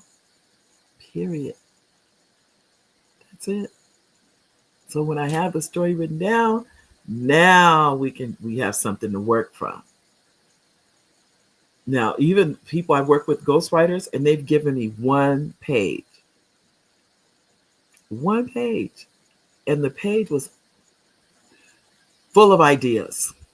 No quote unquote story per se, but I got that from their ideas. I knew where they were going with it, and I developed a story with it. So I'm saying to you, but guess what? The ideas were on a page. They emailed them to me. I had to have something to start with. So I would tell you, write it down, and then we can talk.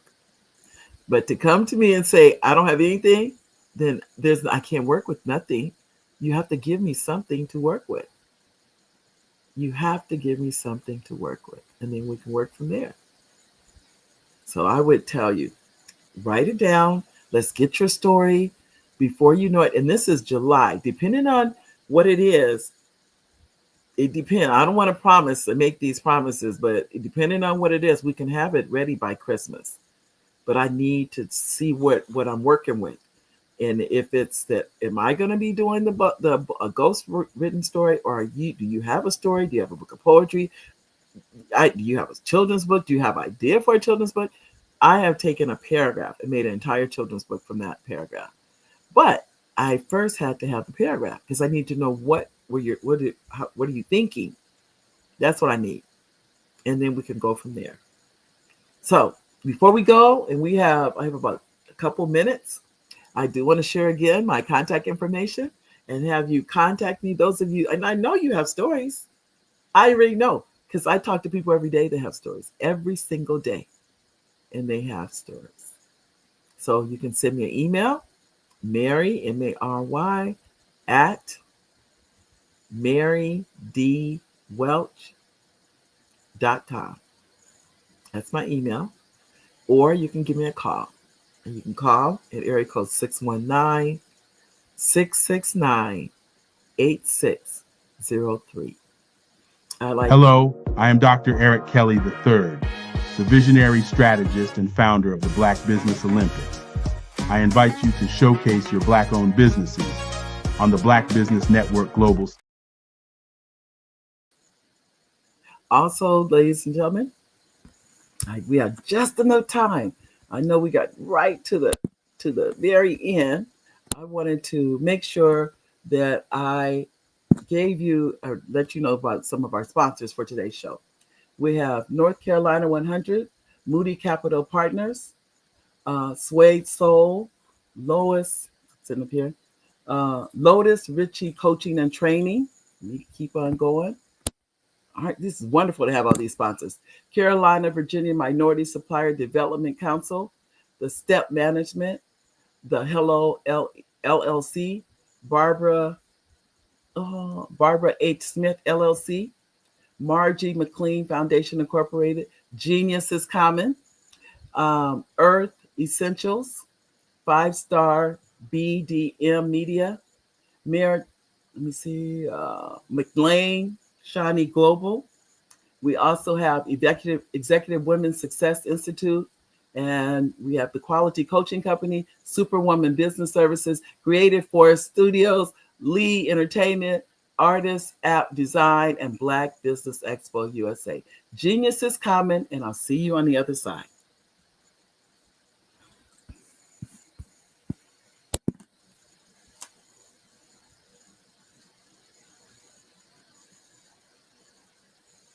Hello, I am Dr. Eric Kelly III, the visionary strategist and founder of the Black Business Olympics. I invite you to showcase your Black-owned businesses on the Black Business Network global stage. The Black Business Olympics is a global Black Business Network platform that propels Black-owned businesses into the international spotlight. By showcasing your business on the Black Business Olympics platform, you can reach a worldwide audience of potential customers, partners, and investors. You can also establish yourself as a thought leader and expert in your field, attract lucrative partnerships, and more speaking engagements. In addition, the Black Business Olympics platform provides a valuable opportunity to connect and collaborate with like-minded entrepreneurs and business professionals from around the world.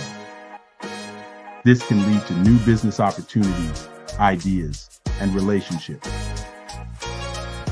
Finally, by sharing your story and expertise on the Black Business Olympics platform, you can inspire and empower others. This is a powerful way to make a positive impact on the world and leave a lasting legacy. If you are a Black-owned business owner, I encourage you to seize the opportunity to showcase your business on the Black Business Olympics platform. It is a once-in-a-lifetime opportunity to make an indelible mark on the world. Be one of the 1,000 visionary entrepreneurs who are changing students' lives, shaping industries, and leaving an unforgettable legacy for their families. Unleash your voice on our global stage and watch your business thrive. Black Business Olympics is one of the largest Black business showcases in the history of Black business in the world. Yes, the entire world. Just give me a call today at 919-308-9090